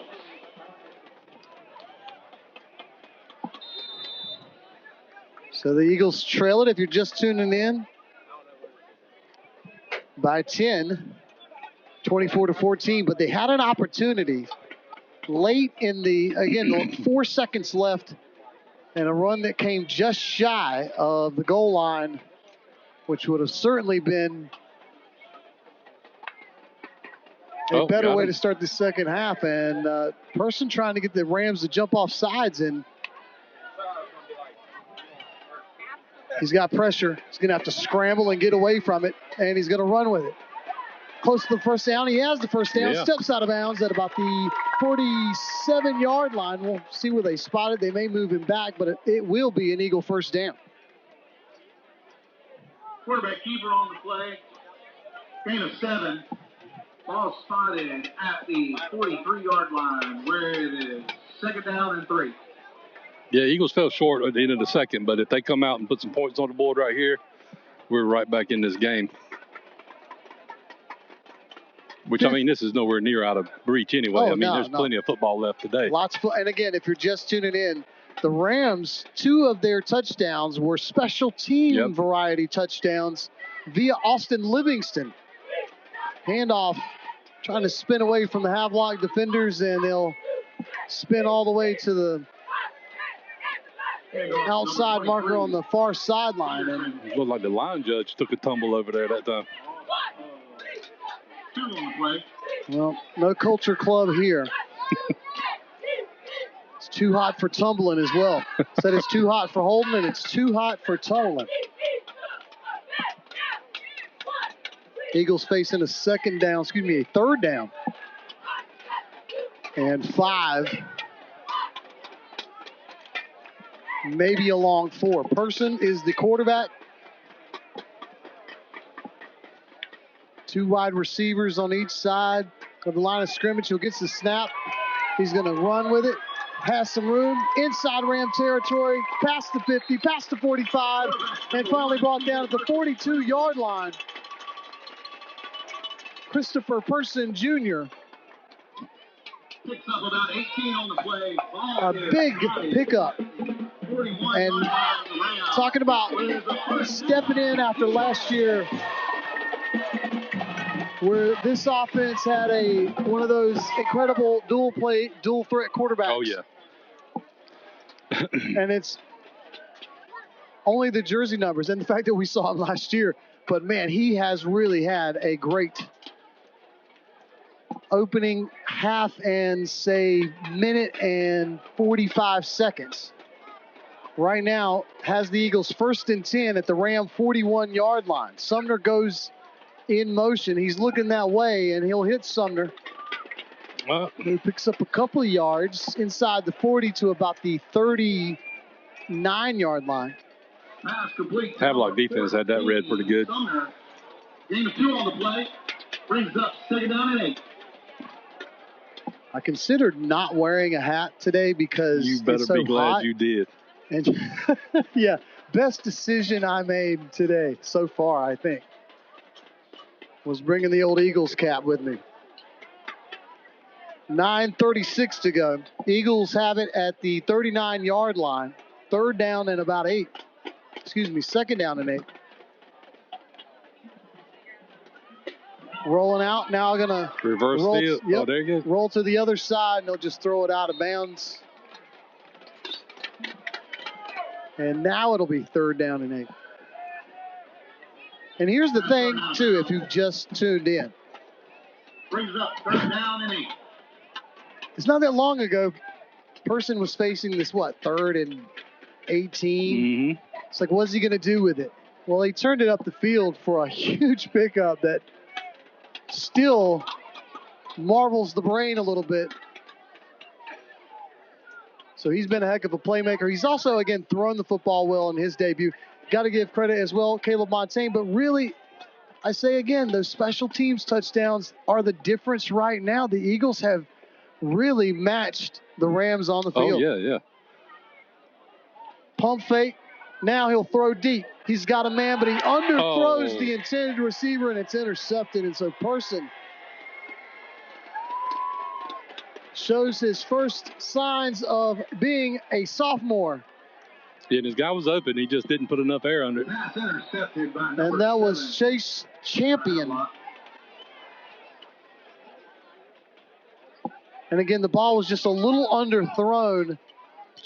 Champion had to readjust to make the interception, but man, that kills the Eagles' momentum as they had a heck of an opening drive, and now they're going to need their defense to come up big. Montaigne will hand it off. Oh, good tackle right there. Lloyd Jones, who has gotten a lot of action in this opening game for the Rams. 2nd and 11. And they've got some playmakers on this team for sure. There's no doubt. They're always such a great, and if you heard the interview, it's just the community, the youth football. It's just they're funneling football players into the high school. It's a great situation there. Montaigne pumps, throws, and this one is incomplete. He had Austin Livingston, but great coverage and stuck to him like glue and could not hold on to the football, and so the Eagles defense will take that. 3rd down and 11. That's one I'll try to go back and look and see how he helped bring that ball out of the receiver's hand. Caleb Montaigne with a great throw there, and Livingston just couldn't hold on to it, but again, a great job by the Eagle defenders to stick with it. 8:30 to go here in the 3rd quarter. 3rd and 11. Livingston in motion. Looking that way now. Looking a different way, but now nowhere to go. Looking in the ground is the quarterback as a big defensive play. Seeing if I can see the number there. I think that is 22. Oh, yeah.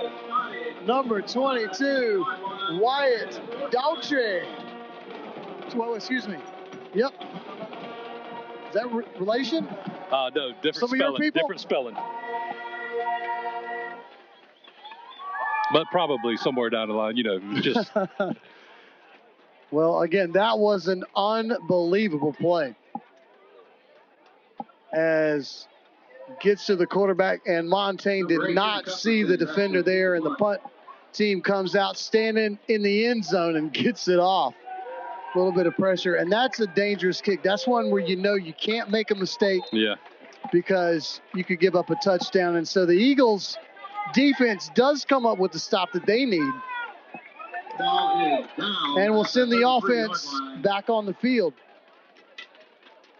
And so you look at the last 2 offensive possessions, and really in your head you're saying, man, those should have been points. It looked like we're getting on points. Yeah. The Eagles, 7:33 to go. They've been unable to. You got to credit Havelock for keeping the Eagles off the scoreboard so far. They've been very stingy. And 2 big special teams plays and put them on top by 10, and we're going to get a flag after a great run. That was a design keeper there. Yeah, that run looked like it was right at the marker. This is going to be holding, oh yeah. What did I say? It's too hot for holding. Yeah, it is. 7:27 now.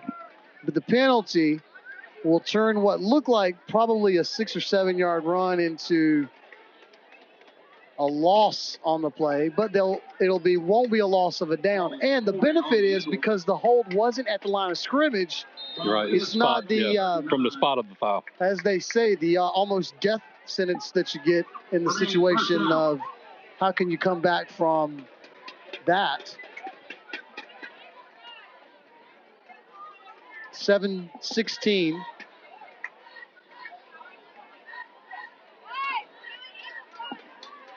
Person all alone in the backfield gets the snap, dropping back. Looking like he wants to run with it, and he will inside the 40, inside the 35, upended. And they'll spot him inside the 35 to the 34. Right around the original line of scrimmage there. And we got a player down. It looks like a Havelock Ram. And I think we'll take a quick break. Nope, yeah, we will. Stay right here. More Friday Night Football coming up. At Bowden & Car Furniture, we're proud to support our local teams and wish you the best this season. As Eastern Carolina's largest authorized Lazy Boy dealer, we have a huge selection of genuine Lazy Boy recliners, sofas, sleeper sofas, sectionals, and more. Plus, beautiful row furniture. Custom order or take home today. Visit us in Havelock or online at bowdenandcarfurniture.com. Best of luck to all our local teams from Bowden & Car Furniture.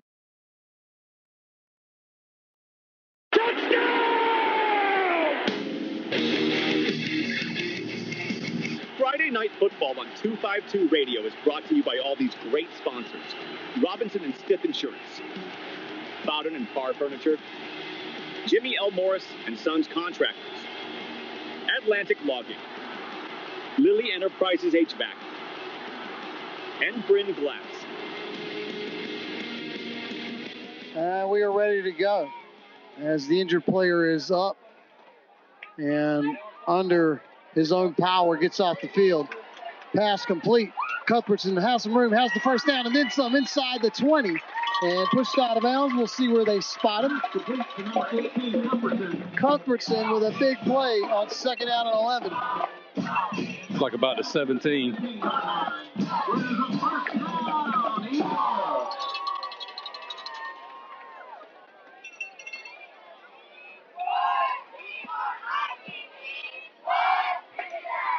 On this warm afternoon here at Jordan Stadium.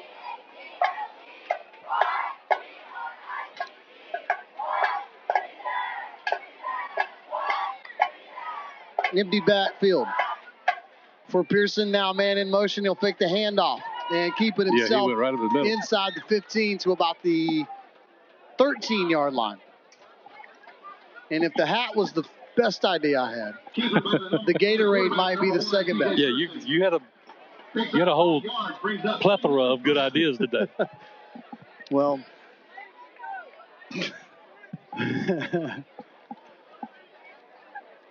and you're right. The awkwardness is it's the spotting of the sun is where we're at, because again we don't play at this time of day. In fact, we're not even at kickoff time of a usual day. Yeah. Look at the room, but it disappears quickly. But boy, still a great run. Shovel pass to number 18. Cuthbertson had to slide under the defender. I think that's just a smart play. Yeah. Stay up, You've got time, plenty of time here. 5:34 and counting in the third quarter. Some players getting stretched on the sideline.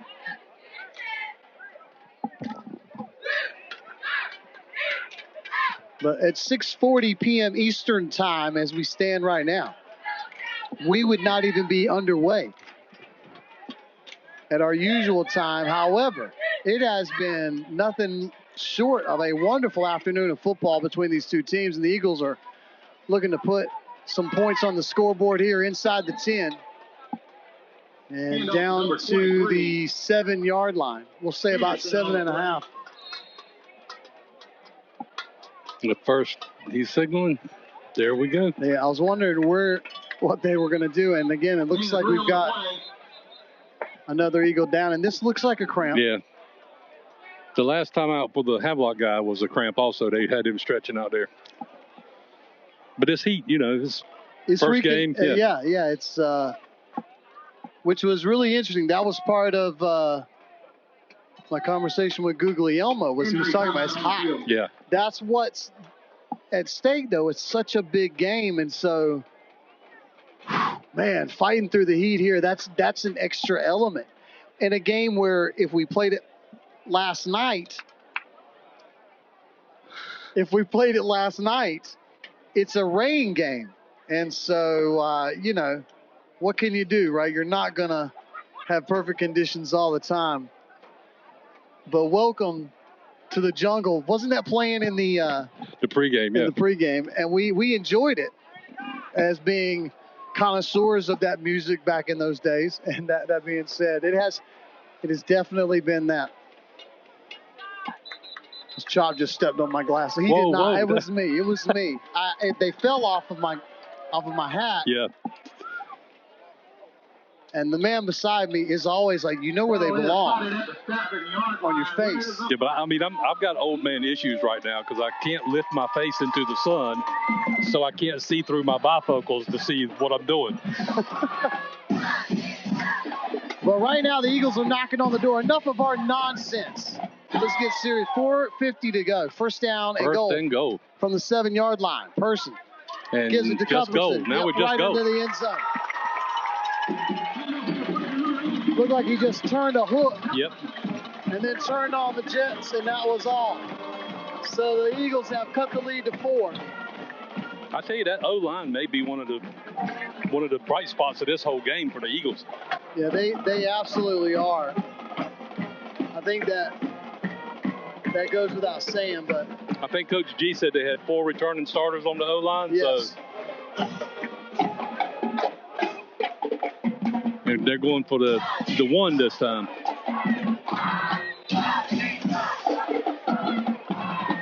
Well, this will cut it to a 3-point lead. Yep. And again, they've got a kicker who's been successful. We saw him last year hit some kicks, and it is in the high school game, especially at this level, it is a rarity. Kick is up, and it is good.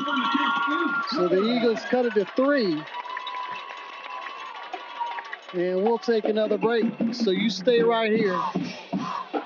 We'll come right back.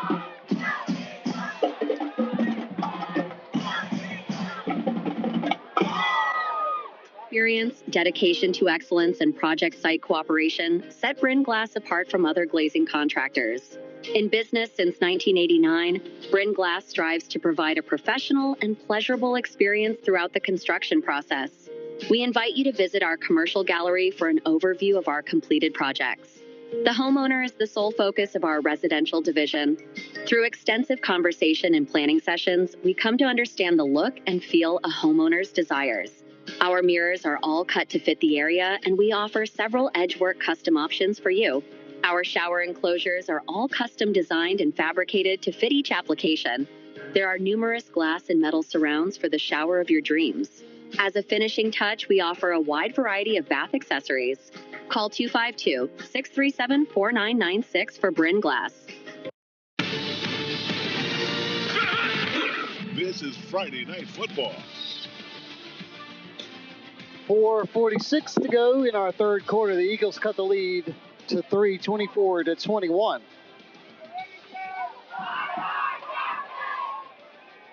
Welcome to week 1. The Eagles will be kicking off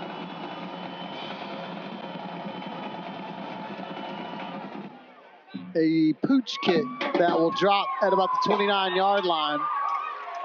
Number 24, Milton Brown. Oh, good coverage. Gets little to nothing. He'll get up to, they'll spot him at the 37. Yeah, so it looks like they're making an effort to keep it out of Livingston's hands. So that may be their strategy for the rest of this game. Can't say I blame them. Again, make tackles. I think that's one of the big, again, do your job. Sounds all cliched. But if a coach is listening, they're nodding their head. They know what I'm talking about. Oh, yeah. Just do your job. 4:40 to go, but it's been a great game tonight. Caleb Montaigne takes the handoff, keeps it himself, probably doesn't like that decision now. He'll get tackled behind the line of scrimmage for a loss. Eagles defense comes up with a nice play. And number 6, Spencer Gostin. Yeah, he came through the middle like a steamroller. They've got some great playmakers on defense. 24-21, 4:12 to go. Pistol formation for the Rams. They'll hand it off to Jones. Jones getting around the edge, has so much room to the 50, to the 40. Boy, if he doesn't break, if the Eagles don't come up with that shoestring tackle, and I think that's Dennison. We got some yellow on the court back here. Yeah, Ben Dennison comes up with a shoestring tackle that saves. It's coming back. But yeah, you're right. That flag is sitting at the the Ram 30-yard line. I didn't see the. That was his signal, was his fists coming together. That's a new one to me. Yeah, hold on. Yeah, I don't. What is that? I don't know. It's the wee boys. I don't really know.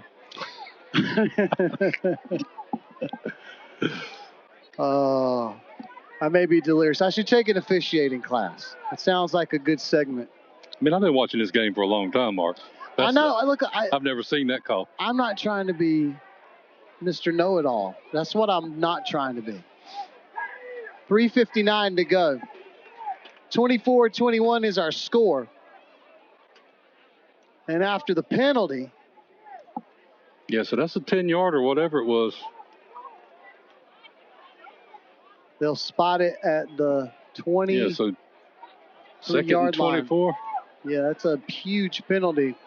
And wipes out a big run as well. Ball is spotted at the 23-yard line.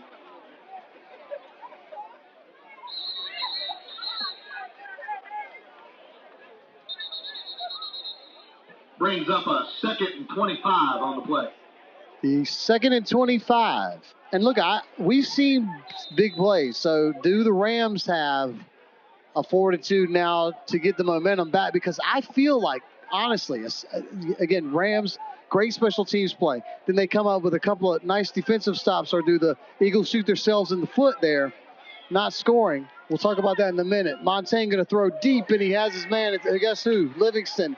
Close. Pass complete to number 3 for the Rams. To the first down. Yeah, I'm got not a lot joking. of yards on that pass. It's going to be about 3 yards, maybe 4 yards shy of the first down. Austin Livingston is having a game tonight at Jordan Stadium.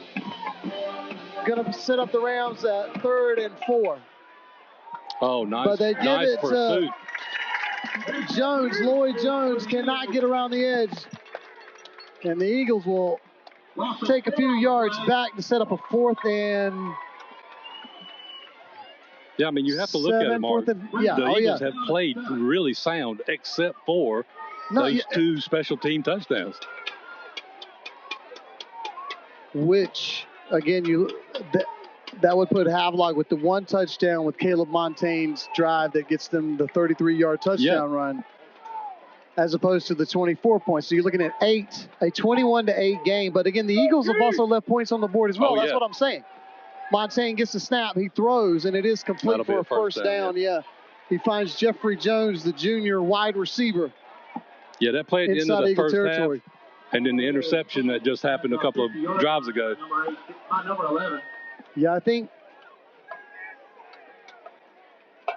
the Eagles left some points there. Again, if you get one of those, you're in the lead right now. Exactly, yeah. But it feels like you could have had 2 of them But nonetheless, you didn't get any of them. Jones going to get the handoff, and this time Morris is going to bring him down. Richie Meeks. Let me give credit where it is due. Richie Meeks, what a play.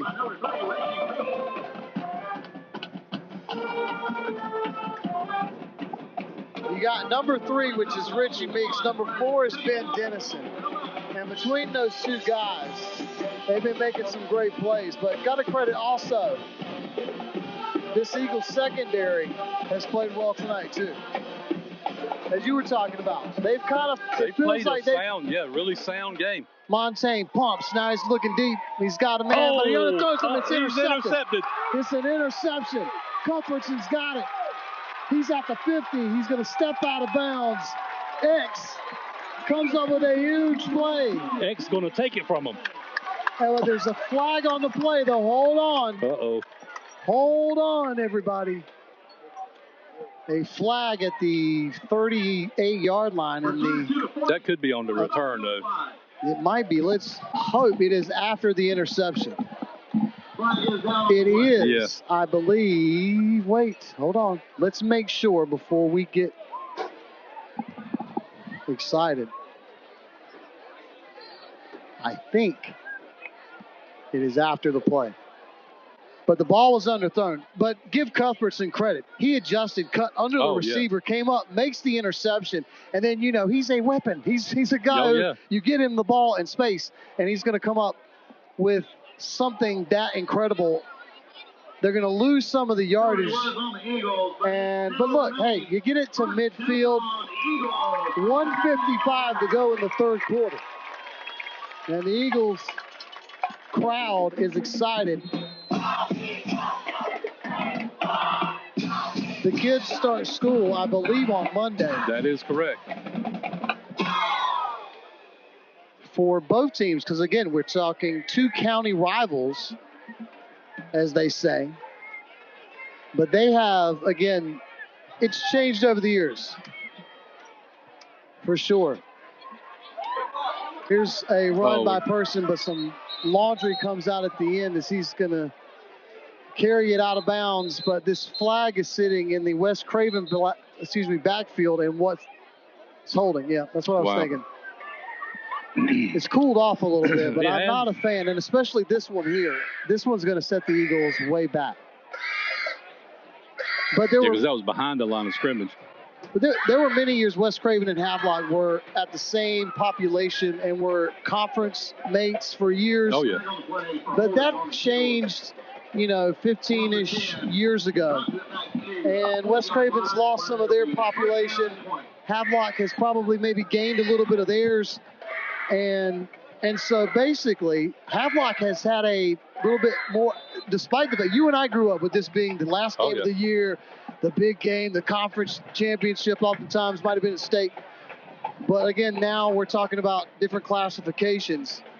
But it's been a treat the last 2 years because, boy, they have been really competitive. And tonight has been a lot of fun so far. 24-21. Person is going to run with it and hit. Whew. It was a charge by number 2, Alaric Jackson, who came in and put a little shoulder pad on CJ. He came in with some steam. So last year the Eagles won 7-0. The last time, as I mentioned, they won was 2016. That was the Hurricane Matthew game. I don't have to tell everybody that saga, but before that, and I know you know the answer, but maybe I'll leave people hanging for a while. When was the last time the Eagles had won before 2016? And I'll give you the answer a little bit later. Person, screen pass. Cuthbertson cuts. Has some room. Has a lot of room. 30, 20. Cuthbertson, 10, 5. Touchdown, Eagles. How does he do? There was 3 grabs around him when he caught the ball. That's incredible. I like that guy. 47-yard touchdown by Cuthbertson. And that will put the Eagles up 27-24 with 1:08 to go here in our third quarter.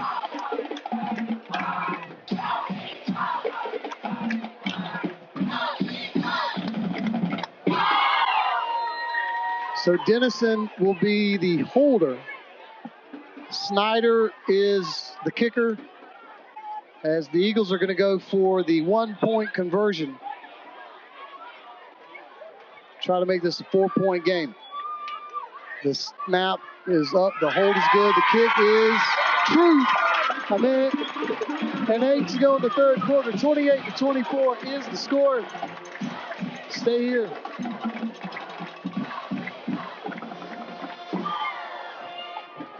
Jimmy L. Morris and Sons Contractors in Vanceboro, a proud supporter of West Craven Athletics, is building strong foundations for your grading and paving needs. Grading services are designed to provide a stable and level foundation for your construction projects, enhancing drainage, preventing erosion, and preparing your land for successful development. Jimmy L. Morris and Sons offers paving services that combine durability, functionality, and aesthetic appeal. Call 252-670-6749, and let's lay the groundwork for success together.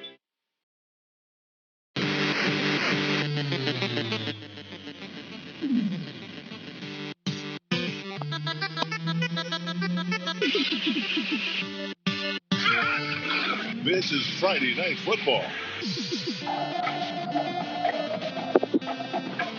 Well, it's just West Craven and Havelock. What can I say? Yeah.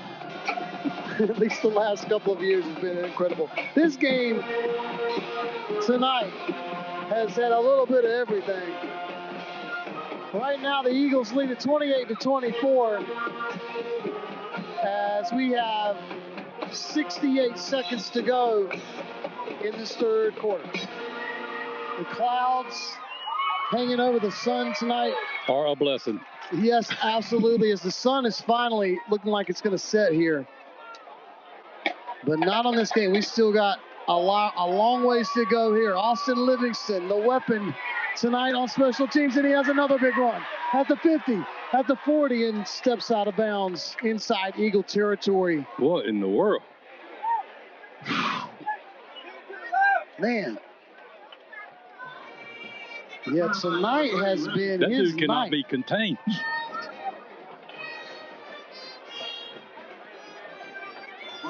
I mean, he was one guy away from breaking that one. Special teams. So this puts the Eagles in a position where their defense has got to come up here and see if they can keep the momentum on their side as we shift here into the final 12 minutes of week one of Friday Night Football. Caleb Montaigne, the sophomore, pumps, throws. It's got a one-on-one situation on the far sideline, but it's incomplete. Trying to see, was he looking for Livingston again? Ball's incomplete. Intended by number three. Yeah, it's him. On the other side, the Eagles have had, I think, again, collectively, you talked about this. They've played exceptional football tonight, and they've got to just finish it. Yeah, look, all of the stuff in the past is the past. You have the lead now. Now you got to finish this game out here. Jones gets the handoff. Now he's going to try to change direction and go the other way, but there's just only a couple of yards to gain on that. But it will be positive yardage, but only going to pick up about 4. It's going to be third down now. Will the Rams get another snap off before we head to the third quarter break? 29 seconds. Montaigne comes in the pistol formation. Jones lines up as the tailback. They've got 4 wide receivers, 2 on each side. Montaigne looks to throw up the middle, and a great play by the Eagles defense. However, my goodness. The laundry has fallen, and you got to wonder, is this going to be... I thought it was a great play. You got 2 guys converging at the football at the same time, and it's a judgment call, and we don't have replay. We don't have the super slow motions, but we will have a chance to perhaps look at it, but that may be a big play. It is. I mean, from my vantage point, he brought his hand in front and knocked the ball out very good coverage. And the flag comes from the opposite side of the field. Yeah, I mean that was a long ways away from the play. You are absolutely right about that. I don't know if that was the guy who needed to make that call. As a little interesting formation there, we'll see Andrew Williams come in, the guy who's usually their 2-point conversion guy, number 13, but the big man, which it reminds me of like old Nebraska football, like when they'd line it up, the old Big 8. But that's the end of the third quarter. Havelock is trying to answer. Let's come back here for the fourth quarter on Friday Night Football. You're listening to it on 252 Fox Sports Radio. At Bowden & Car Furniture, we're proud to support our local teams and wish you the best this season. As Eastern Carolina's largest authorized Lazy Boy dealer, we have a huge selection of genuine Lazy Boy recliners, sofas, sleeper sofas, sectionals, and more. Plus, beautiful row furniture. Custom order or take home today. Visit us in Havelock or online at bowdenandcarfurniture.com. Best of luck to all our local teams from Bowden & Car Furniture.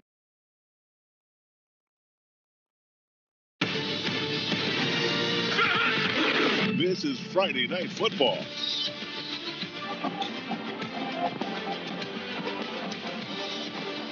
Welcome, welcome, welcome. If you're just tuning in, you've come in at the right time. But my gosh, you've missed so much. We have 1 quarter left. Yeah, 28-24 is the score here tonight. But what you have missed have been some incredible performances by both of these schools. It has been back and forth. The Eagles control it right now, 28-24, but the Rams are driving and have it to start our fourth quarter inside the 15 at the Eagle 14, or say 13-yard line. Nowhere to go. Tackle. Meeks again in the backfield with the tackle. Set by number 3, Richie Meeks. 11:47 to go. 16-yard line. Brings up. You don't know what to expect on the opening night. Even though you know what you got sometimes, again, all these moving pieces sometimes, unless you're literally returning every player the following year, and even then, you don't know. But I got to tell you, that has been one of the most exciting 3 quarters of football. Week 1, week 12, playoffs. We got a flag here. Yeah, offsides. I mean, encroaching. But yeah, I've covered a lot of games. This game has been something else to start off. I thoroughly entertained. Hope you have as well. We're on the radio at 252 Fox Sports Radio, 107.5 FM, WWMB 1490 AM. You can also go to the TuneIn Radio app or ask your Alexa device and search for WWNB and find us on YouTube. Find us on Facebook. Third down here for the Rams. He's going to get the first down and then some, dragging Eagle and defenders into the end zone. Touchdown, Rams. They do answer. And now retake the lead. They had him bottled in the backfield, and he just, effort got him through. What the Eagles desperately need now is to put the kibosh on this on these 2-point conversions, because they have been perfect on the 2-point conversions tonight so far, I believe, right? Yep.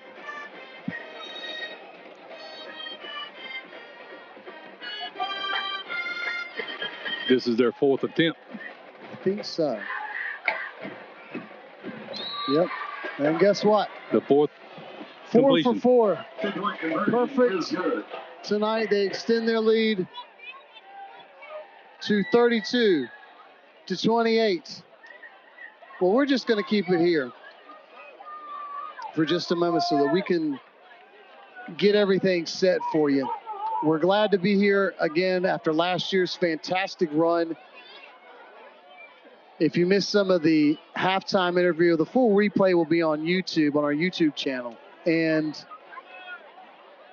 one of the things that new head coach Dom Guglielmo and I talked about was, even though, again, a lot of times we focus on just the head coach, we certainly think about DJ Davis and some of those all those wide receivers last year.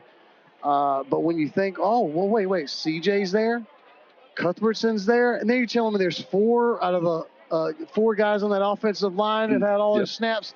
The defense has playmakers.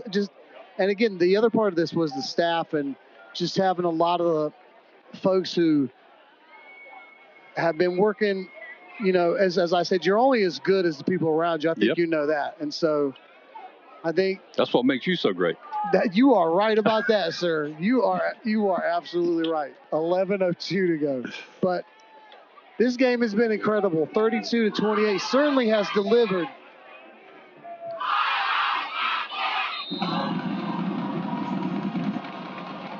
Here's the kick.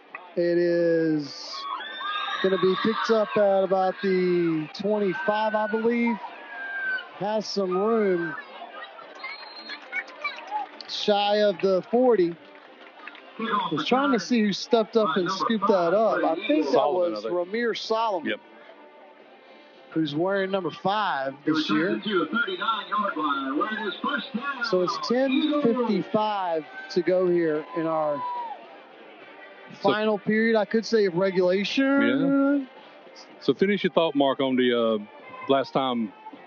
Oh, yeah. If you tuned in, when was the last time? So if you tuned in last year, the Eagles won 7-0. And it was the first time they had won since the 2016 game. 9 years. Person gets the snap, drops back, is going to throw. He has a man wide open. I cannot believe how wide open the receiver is, but he makes the play inside Ram territory at the 42-yard line. But wide open was Ty Wallace. Catches it and moves the football. There you go. Great play. 10:46 to go. So 9 years. So when was the last time before that the Eagles defeated the Rams? I can't say guess because I showed you the answer. Yeah, I already know the answer. So that's unfair. Well, let's get to play, Gunn, because it's more important. Eagles trailing, needing a big play. Person breaks the tackle inside the 40 and still on his feet. He'll push to about the 38-yard line. 10:14 to go. Brings up 2nd down and 5. So before then, now the 2020 year, they didn't play because we had all that stuff going on. So the last time was 2007. Excuse me, 2008. And it was at Havelock High School. It was the year that West Craven, and again, 2008, 47-0. Person gets the snap, has some room. He's going to run with it. He's got the first. But that's the team that made it to the state championship, Eastern Regional Championship, that great game at Rocky Mount. Just a great team for sure. And then the following year, it was a great game. It was, and by the way, excuse me, that game actually in 2008 was at West Craven. Mm-hmm. And that's also the last time the Eagles have won against the Rams in Vanceboro was 2008. Wow. So not only was it the last time that they had won prior to the 2016 season, last time the Eagles felt victory here in Vanceboro. A person is going to get tackled at the 33-yard line. This brings up a 2nd down. It'll be a loss on the play. So when's the last time the Eagles won back-to-back games against the Rams? Again, you told me this one too. So. Oh, okay. Well, I'll get it over with so I can quit aggravating everybody with my... Was the Eagles won 3 in a row, 2004, 2005, and 2006. And that was the last time the Eagles got multiple wins in back-to-back. And that's what they're looking to do, not only get their first win in Vanceboro. This will be the first back-to-back win since 2006. Yes, it would be their first win against the Rams at home since 2008. But this play is going nowhere. 8:04 to go, and still, before we get all ahead of ourselves, and I know all the superstitious people are up there just probably losing their mind. Like, why didn't? When was I going to tell you? It felt like a good time. 7:40. I don't believe in that mess. These kids have got it. They know what they're doing. So I'm not a little stitious. I'm no stitious. Yeah.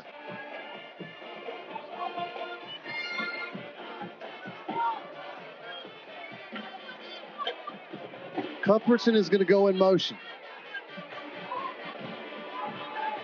And they'll throw it his way. But, boy, there is no room, and he's going to lose. And then it looks like there is a flag on the play as well. And that can't be good either. Unless – but this tells me this is not going to go well. And I think this could be a situation where if it's against the Eagles, Havelock can just deny and say, and say, we'll just take the fourth down.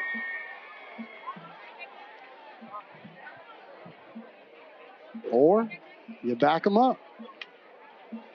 Yeah, he's declining. I was going to say, just go ahead and take the fourth down. And again, if you're West Craven here, I think it looks like they're punting it.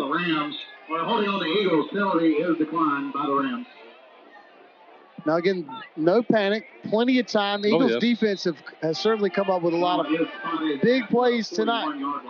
And they're going to need a big stop here to give their offense another opportunity. 32-28 is the score. 7 minutes. Clock is moving. Yeah, they've got 10 seconds to get this. And I'm not sure. We're going to – West Craven's going to have to call a timeout. Yep. And is that another – would you count that as a little bit of a special teams? I mean, look, you got to get the guys on and off the field. But this is one of those things. In close games, one of the things they always talk about, boy, don't commit penalties and don't commit turnovers. The Eagles haven't been horrible on the penalties tonight. They've had a couple. That is a poorly timed one. Now, again, that being said, there's still 6:49 to go. So no need to panic if you're West Craven at all. You're only trailing by 4 points, and your defense has played exceptional football tonight. But a couple of negative situations there where, again, just couldn't come up with the play. And we've seen that. We've seen where they, moving in between the 20s, they're able to do it. But once they get on the other side of that, that's where they're starting to have some issues moving the football. Yeah, and they really need to get down and cover this punt.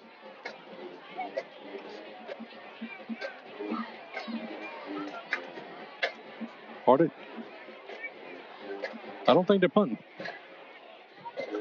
I don't think so either. Well, I don't know. Don't be surprised. Nope, they're going for it. Why not? Person chunks it downfield, and it's incomplete. 1, 2, 3, 4 white jerseys surrounding Xavier Cuthbertson, and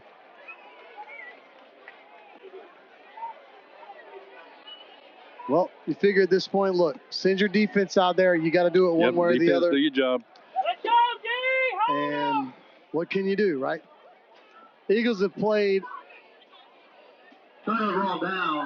wonderful tonight, but as we talked about earlier in the broadcast, they had a couple of drives where it felt like they left some points on the board.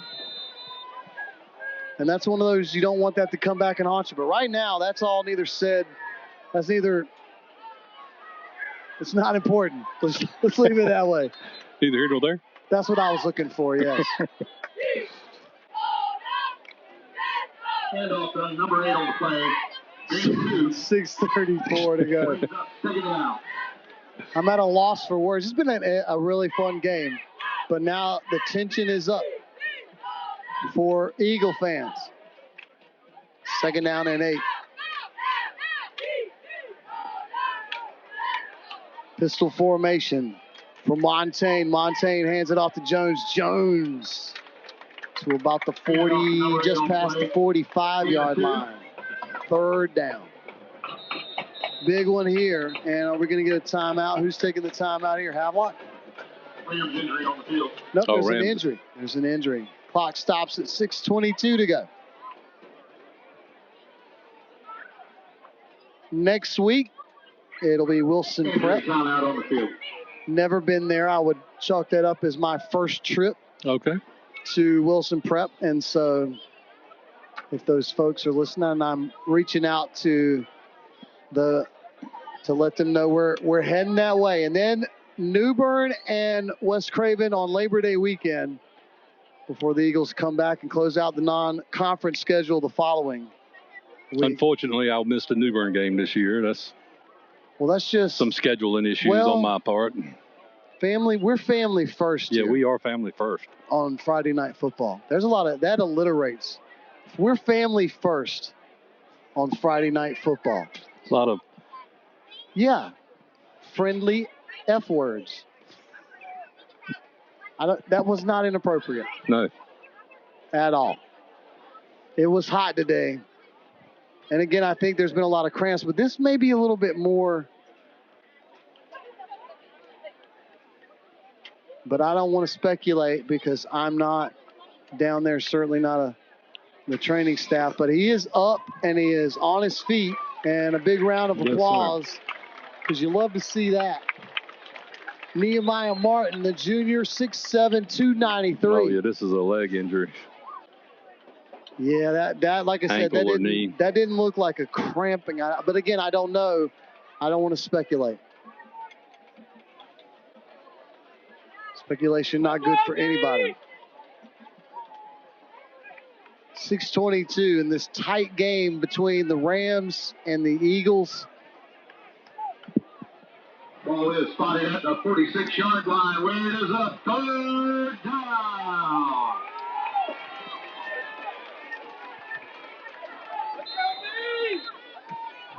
So Montaigne gets the snap, drops back, pumps, looks to throw. It's incomplete. He was looking for Austin Livingston, who's had an incredible night tonight for the Rams, but does not come up with the play there, and it's going to be fourth down, Havelock. Ooh, slow to get up for West Craven. I'm trying to see who that is. Number 6. Yeah, that is Spencer Gostin. But he does make it to the sideline, just holding. I think he's okay. 6:14. So I think this will bring on the Rams kicking team. 14 seconds from the halfway mark of the final quarter of this opening week of Friday Night Football. Dark purple rolling clouds hiding the sun. It's nice and cool, but the action's been hot here. This kick's going to be picked up at the 19-yard line. Some room to run as he cuts up back upfield. At midfield, still on his feet. Makes a cut and inside Ram territory. An incredible run by who else? Who did you think it was? Cuthbertson.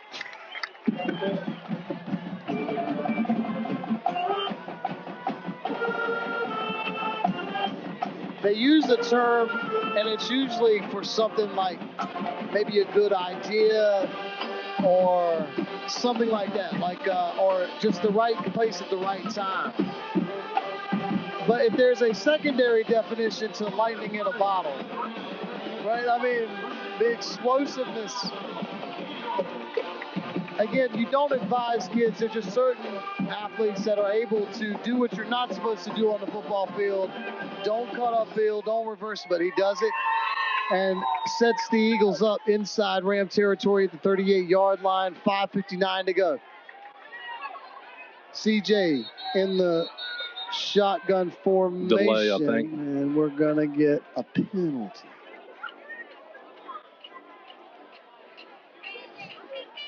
Yeah, the one word that I think of when I talk about Cuthbertson is his vision, his field awareness. When he's running down the field, it's like he knows where everybody's at, and he makes his angles according to where he knows somebody is not going to be.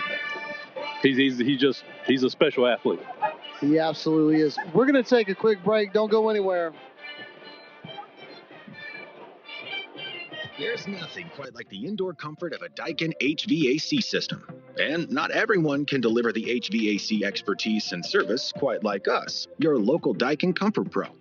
We're committed to your heating and cooling needs, whether you're looking for a system checkup or a replacement that fits your lifestyle and budget. Call us, your local Daikin Comfort Pro today. Lilly Enterprises HVAC. HVAC specialist for Craven, Beaufort, Pitt, Lenore, Carteret, and surrounding Eastern NC. Lilly HVAC. All right, we're back.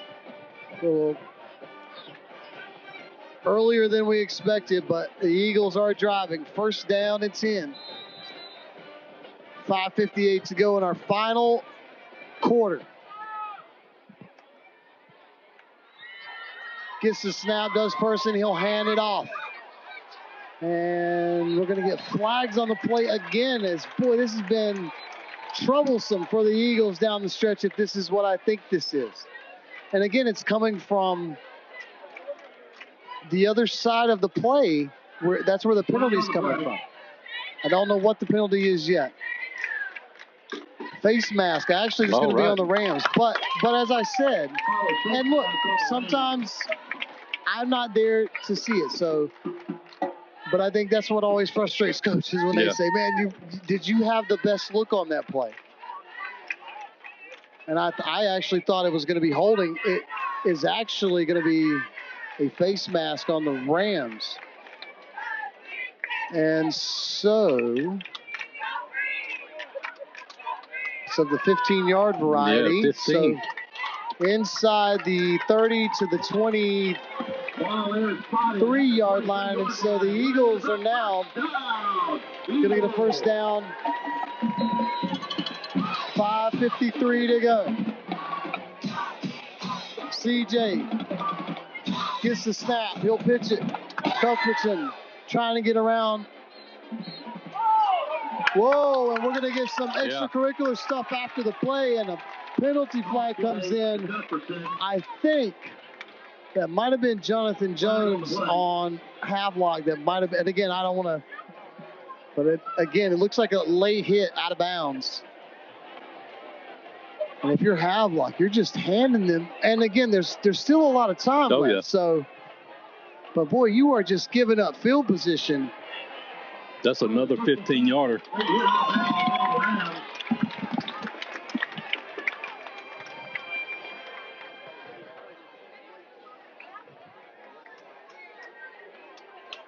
So they will mark this all the way to the Havelock. What looks like the 12-yard line? 11, 12, right? 12. Right, just inside the 12-yard line. First down. So the Eagles could get a first down without scoring. I think that's Peterson back in at tailback. But CJ's going to keep it himself. And looks like he's trying to get around that right tackle, and he does. Pushes inside the 10 to about the 9-yard line, and that is where the Eagles will make it 2nd and 7, it looks like. Mm-hmm. Imperative that they put some points on the board, Chop. It is. They need to score. 5:19. And it's not ideal because you're going to, if you score, I can't see where you're not going to leave a chunk of time on the clock. So you're going to have to play defense after this as well. So I think you want to go ahead and get the points on the board quick so that if you need the ball back, you maybe have that time as well. Person going to cut it up on the other side, trying to counter the play, but nowhere to go. So he can't get around the end. He's upended. A little slow to get up. Quarterback number 1, CJ Person. So it was a keeper. But again, he looks like a quarterback counter of sorts where he's trying to cut against the grain and just couldn't get very much more than didn't gain much it looks like 2 yards. It looks like they not I would say maybe a yard. They're going to spot him inside the 8. 4:17 to go. But again, maybe this is beneficial. Talk about what the benefit of maybe if you could get that first down and then be able to run out the clock. So you don't score, but you get the first down. Havelock sitting on 3 timeouts too, so the clock may not be. That's true. That's true. The Eagles have only 1 remaining. There's the and score. Into the end zone. Touchdown, Eagles.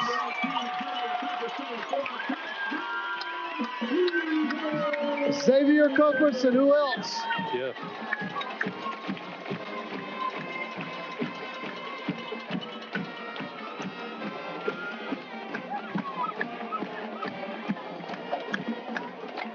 Did he line up in the backfield on that or come in motion? I didn't see the formation. Yeah, because again, I'm looking at CJ, and I'm honestly thinking he's keeping it. I mean, that's what I'm not.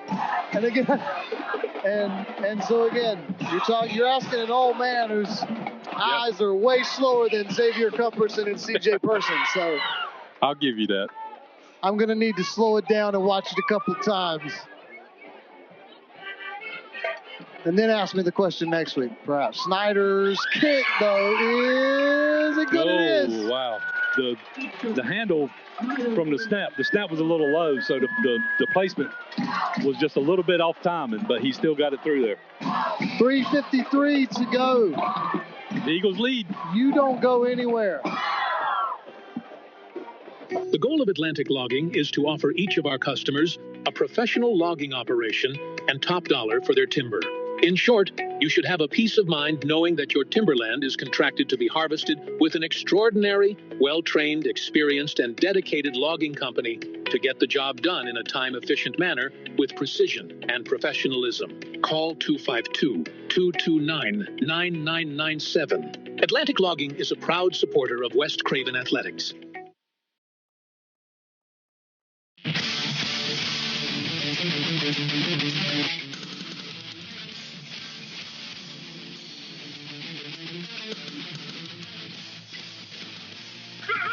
This is Friday Night Football.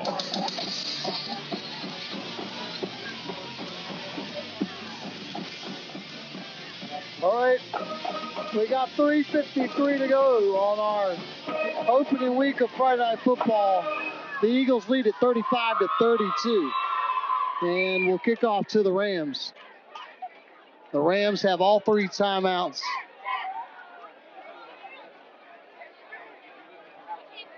It's been a really great opening week game, Mark. This has been a really good contest. Mean, and again, as I said, you never know what you're going to get.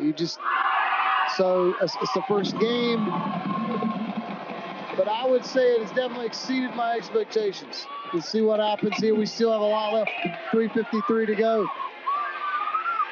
As the Rams this time going to send Aquarius Dunlop with the return, and he's going to get return to the 45-yard line. I think we have an Eagle slow to get up, but he is up.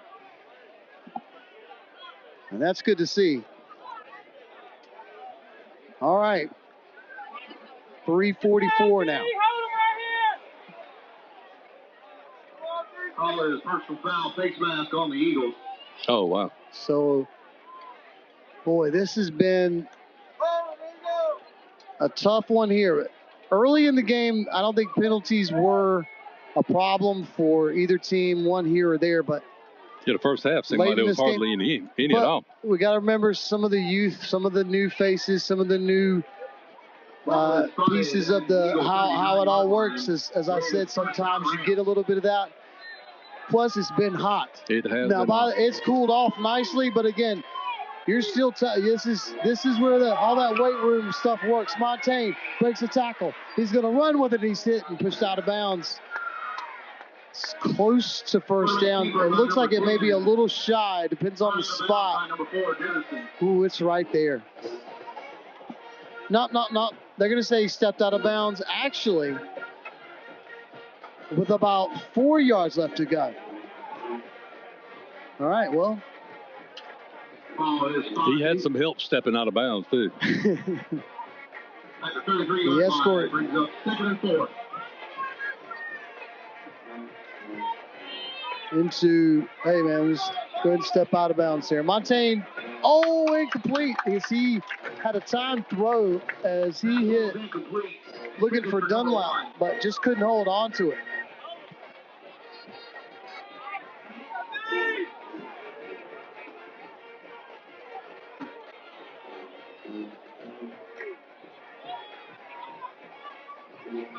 I mean, this is definitely 4-down territory. There's no. Yeah, no.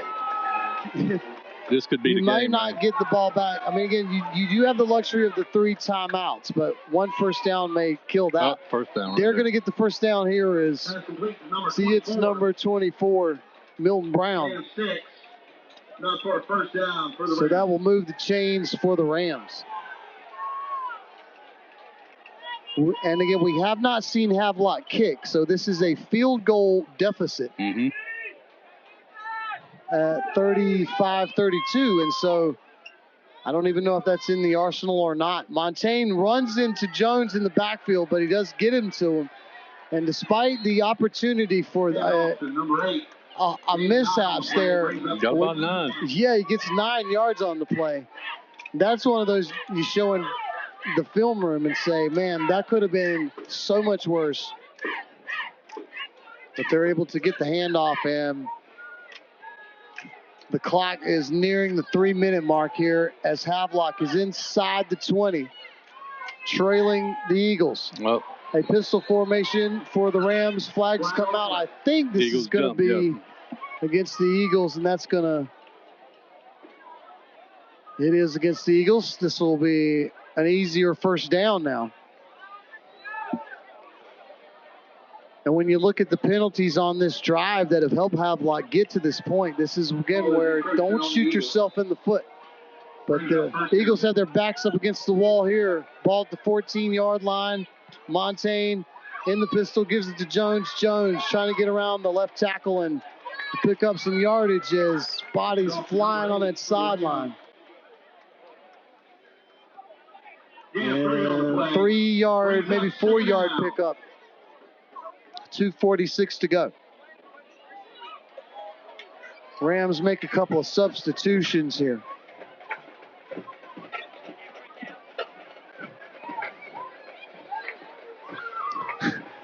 Welcome to Eagles football, head coach Tom Guglielmo. What a game. Yeah. I can't wait to talk to him about that. But again, let's wait before I say that. Handoff here.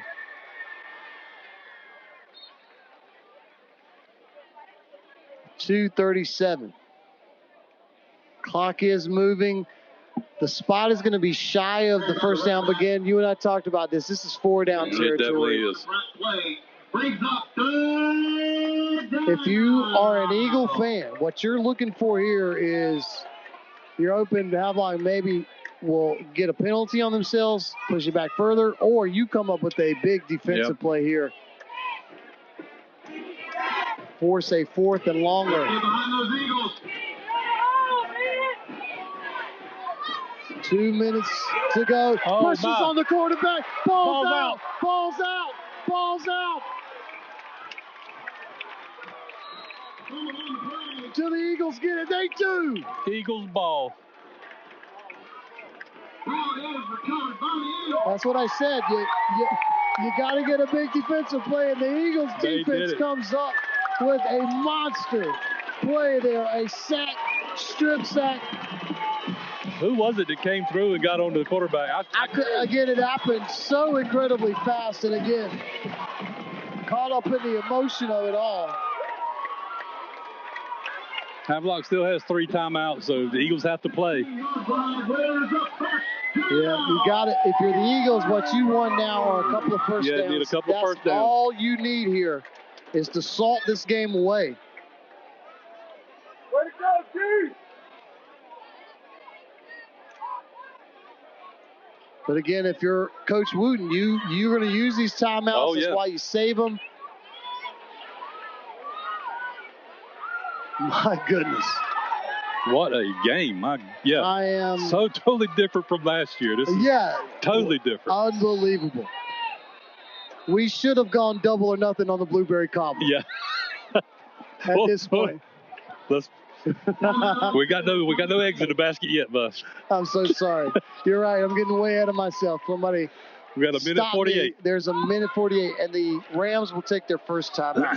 Yeah, I don't want this to be, one of those get ahead of yourself moments. But this game has had so much. We've had big plays on special teams. Both offenses have come up with fantastic moments. I would say the defense has. But if you're an Eagles fan, take pride in this. I feel absolutely. like they have really played a fantastic football game tonight. And because I know on the other side of that, that's a great Havelock Rams football program. They have squared up tonight and just competed with them. This has been, as I said, one of the better high school football games I have been a part of in my now, are you ready, 20-year career. Wow, John, how about that? of calling high school football games. So minute 48 to go. High snap, and CJ just trying to hold on to the football. Man, that is the kind of play that you got to avoid. And again, there's nothing saying that Havelock can't make just the same defensive play that West Craven just made. And what you, again, as I said, I am not questioning anything. I just, again, you get a first down here. And I don't look, I'm not saying they're calling this conservative because that play kind of had a little bit of a misplayed snap. And so I think, unfortunately, there, now you've got yourself in a long yardage. And you got to come up with a little bit more to try to get this first down. But more importantly, you cannot turn the ball over here. So. And Havelock is coming. They're coming, so try to take advantage of that. So Coach Wooten used his first timeout of the second half, a minute 40 to go. Second down and 11 after the 1-yard loss on the play. The Eagles will line up 2 wide receivers here to the near side. And CJ gets the snap. He'll hand it off and breaks the tackle, but gets to maybe the original line of scrimmage. There's a handoff on the play. I was trying to see who it was. It might have been Dixon. It was Cuthbertson, actually. He's been good. Again, final timeout here. Oh, excuse me. They got one more. Yeah, there'll be one more. Again, there I go, getting ahead of myself. There's a lot left. A minute 32. Jordan Stadium in Vanceboro on this opening week of Friday Night Football, where the defending Three Rivers Conference champions of last year have a new head coach. And again, Mike Churchill did such a fantastic job last year. I want to give him a shout out again because he did such a fantastic job. That team was right there on the cusp of playing for what I think would have been a state championship. And so here comes Dominic Guglielmo into this position, knowing, and you and I know, the passion for Eagle football. And so, boy, for this to be the first game of the Coach G era, this has been unbelievable. Minute 32, though, and the Eagles facing a 3rd and 10 from their own 15-yard line, and they'll try to sweep. Nothing there now. Changing directions. There is something there, including a first down, and then some at the 50, at the 40. Are you kidding me? Into the end zone. No flags. Touchdown, Eagles. Wow. A reverse field. My goodness. That play was set up to come to us, and he turned it back the other way, got a block from the quarterback, and took it the distance. What? Are you kidding me? Wait a minute. Whoa. Wait a minute. Wait a minute, folks. Don't get ahead of yourself. That has been the theme the last few minutes. See a flag. I didn't either. Oh, my goodness. And let all of the air out of the balloon. God, are you kidding me? I still haven't seen a flag. What? Let me get the camera back down there. Oh, my gosh. What in the world now? And because it's a penalty, Havelock will get to save their final timeout. Now, mind you, the outcome of the play would have been so much better. Unbelievable. So take the points off the board. The excitement I thought that was it. Has escaped. Oh, my gosh. But don't fret. The Eagles still lead 35-32, Eagle fans.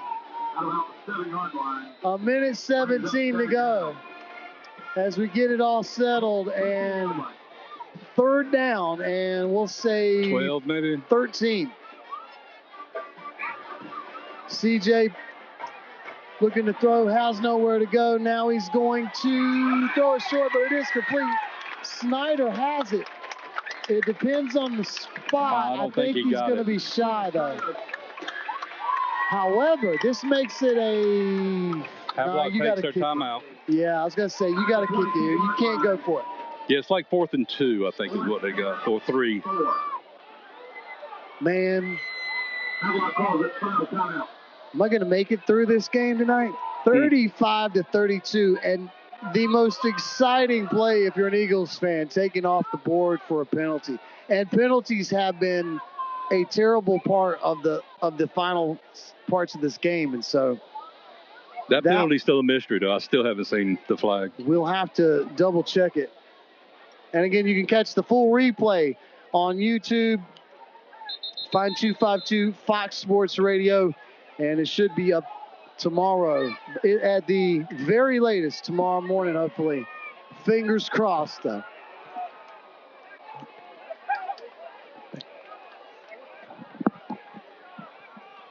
No.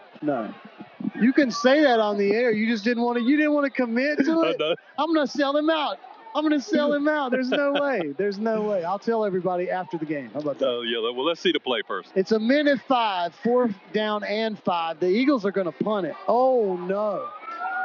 Maybe, Chop, maybe your idea was better.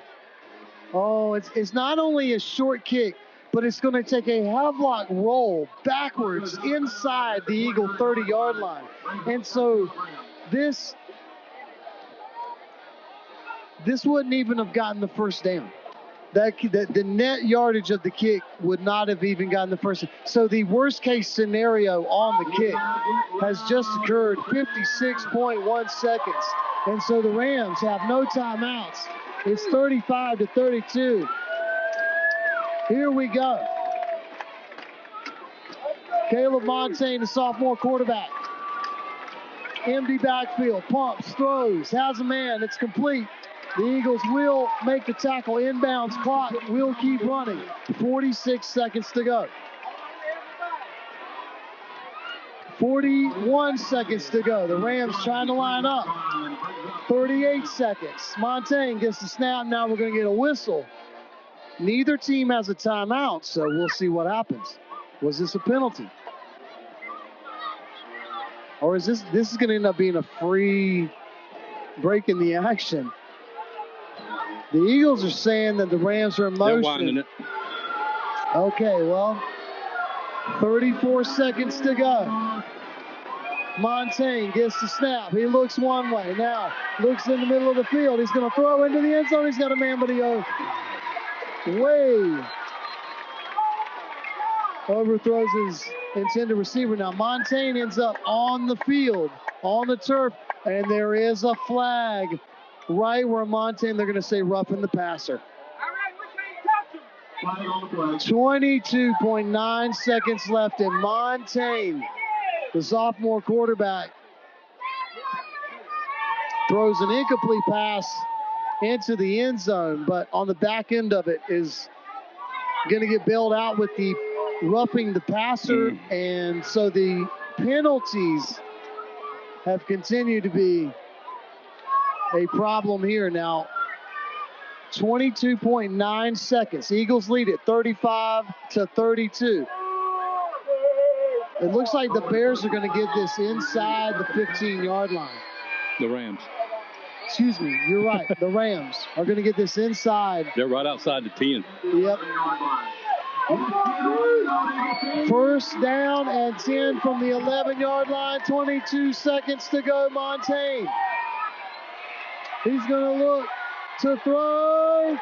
He's incomplete. He's brought down by the Eagles. That looked like intentional grounding. I don't know if that's a real play in high school, but he was in the grasp of the defender. Yeah. But again, I think that might be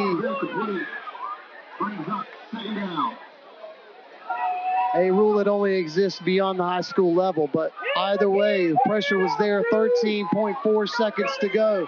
Second down and 10 from the 11-yard line. Empty backfield for Caleb Montaigne. He's got time. He pumps. He's going to roll, throw it in the end zone. Touchdown. And touchdown, Rams.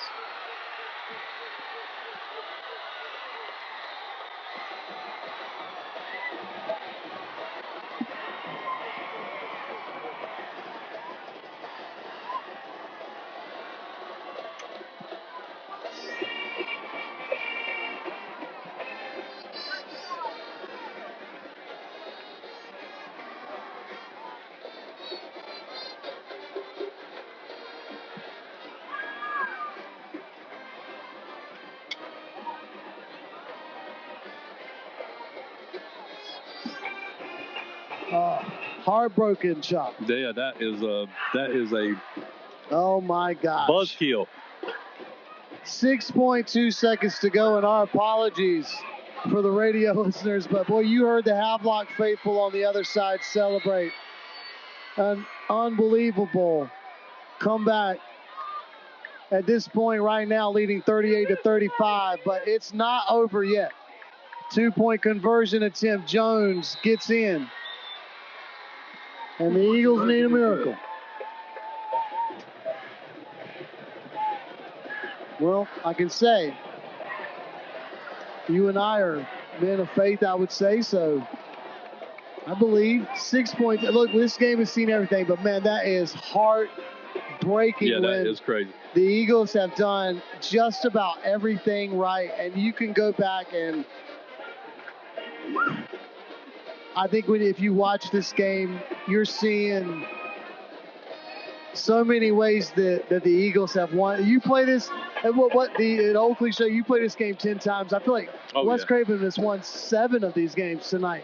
They have played the Rams, and this is, again, it has been a fantastic game, and I've got to give Havelock credit, but boy, the penalties down the stretch that really played a huge part in deciding the outcome of this contest.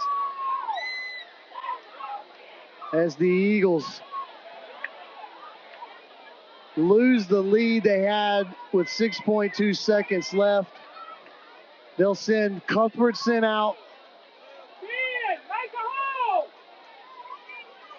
Peterson is back as well. Dennison is back. Havelock has consistently kind of hit that short or mid-range, but they'll scoop this one on the ground. And here we go. And Cuthbertson's going to try to turn it upfield. And that's the end of the ball game. And I think maybe Cuthbertson should have probably stepped out of bounds at that point. The clock was about 1.4 seconds. They might get another play perhaps. But nonetheless, Havelock comes up big, 40-35. And look, as heartbreaking as this is, there's some good stuff that they can take out of this game. I'm telling you, a couple of different play outcomes on the special teams, and West Craven wins this walking away. As I said, you go back and watch this game, and you're going to see so many ways where it felt like West Craven wins this in so many ways. But man, penalties came up big down the stretch, which benefited Havelock in so many ways in that comeback. But as you said, the special teams mistakes. This is one of the more exciting games. The Eagles fall just short. But as you said, I'm with you. But I hate moral victories. Yeah, it is. I don't like them. It's like unsalted food. You know, it's like I need a little bit there, maybe. But nonetheless, God, heartbreaking for the Eagles tonight. We're going to take a commercial break. We'll come back and do a quick closeout and send you back to your Saturday evening. The final score, Havelock 40, West Craven 35. Yeah. Thanks for reminding me, Chuck. Yeah, sorry. No, we'll come back.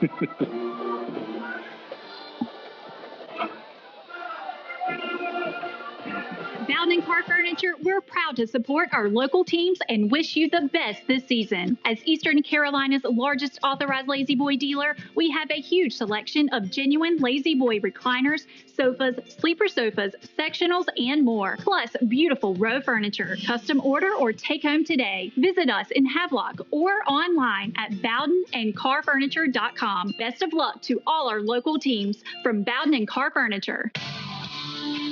Have you had a review of your insurance policies recently? Hi, I'm Jim Robinson with Robinson & Stith Insurance. At Robinson & Stith Insurance, we understand the hard work that goes into securing your assets.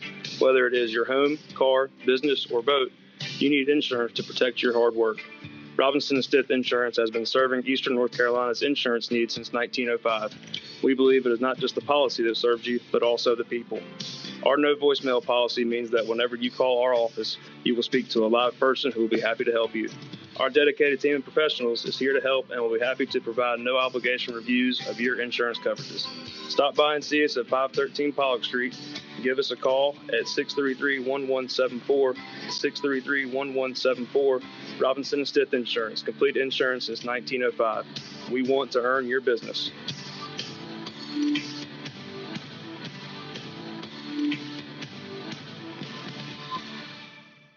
The goal of Atlantic Logging is to offer each of our customers a professional logging operation and top dollar for their timber.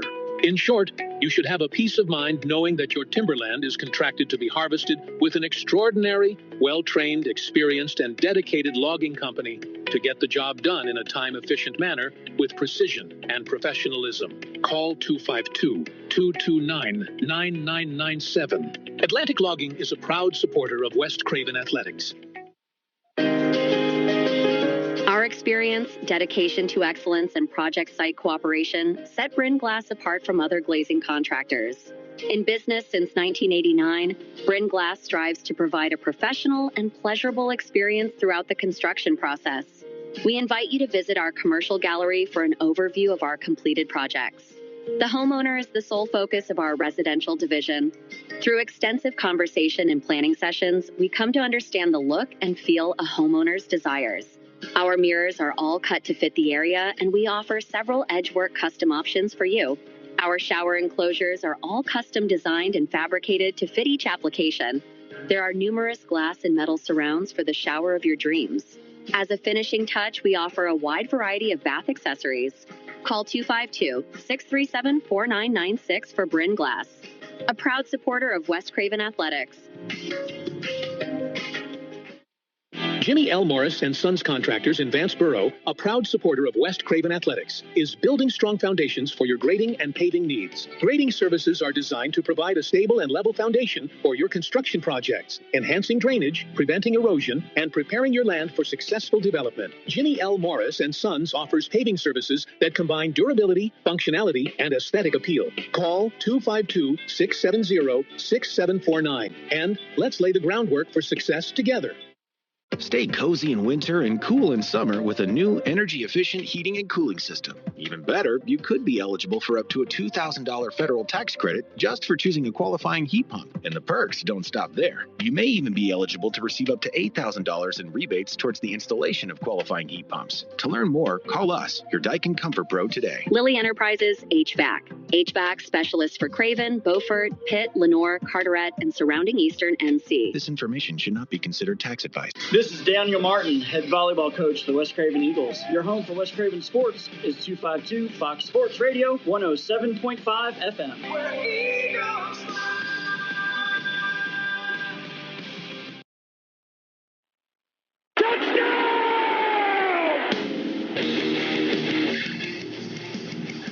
Night Football on 252 Radio is brought to you by all these great sponsors.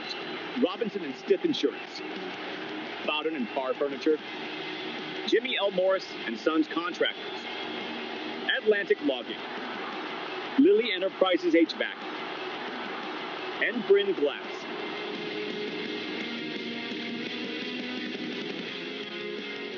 Well, as I still pick up the broken pieces of my heart off the floor, as a Eagle fan, tough loss. Havelock with a great come-from-behind win tonight to go 1-0 on the season. But you mentioned this, and your words really hung sort of in my head at the end. Man, you don't want to lose any games, especially, like I said to the team, you just want to, big games like that. You don't want to fall short.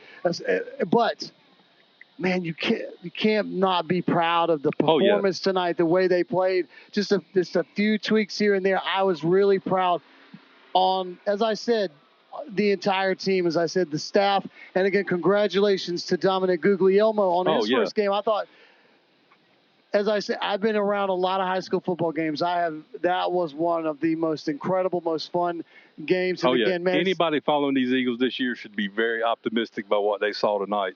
That was a fine effort they put out there. Came up a little short, and people are going to want to blame it on this or that or that. The game's over. It is. Take the wins that you got out of it and move forward. Oh, man. Great performance again by so many Eagles tonight. And again, congratulations to Havelock. Big win for Coach Wooten and for West Craven. Now you turn your attention to next week, and we'll be there.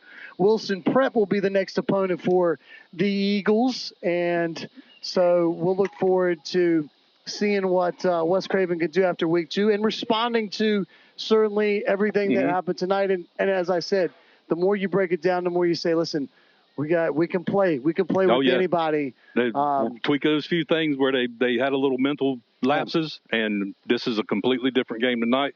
And I think anybody moving forward is going to get a very tough opponent when West Craven steps out there. I want to thank all of our sponsors. Certainly thank West Craven High School, the West Craven Eagle Club, and certainly all the great sponsors who sponsor our ability to go around and do the games. And it was a challenge, again, at 5 o'clock in the afternoon. We never had the sun coming down on us in that way. But we're out early tonight, Mark. We are. We got a little Saturday night left in us. I'm going home to unwind. But nonetheless, I'm with you. But next week, look forward to maybe perhaps without the inclement weather, certainly a little bit more of our conversation with Coach Guglielmo and maybe a little bit more on the pregame show, but looking forward to that. So want to, again, as I mentioned, thank all the sponsors, but certainly thank all the great folks that make it possible, including this young fellow right here, Chop Dottie. I want to thank you. Yeah. I want to thank our general manager, Mike Afflerback, the great girls that work, and I say girls, women, these incredibly talented, creative, fantastic women, Leslie and Carolina Olivares. So thank you.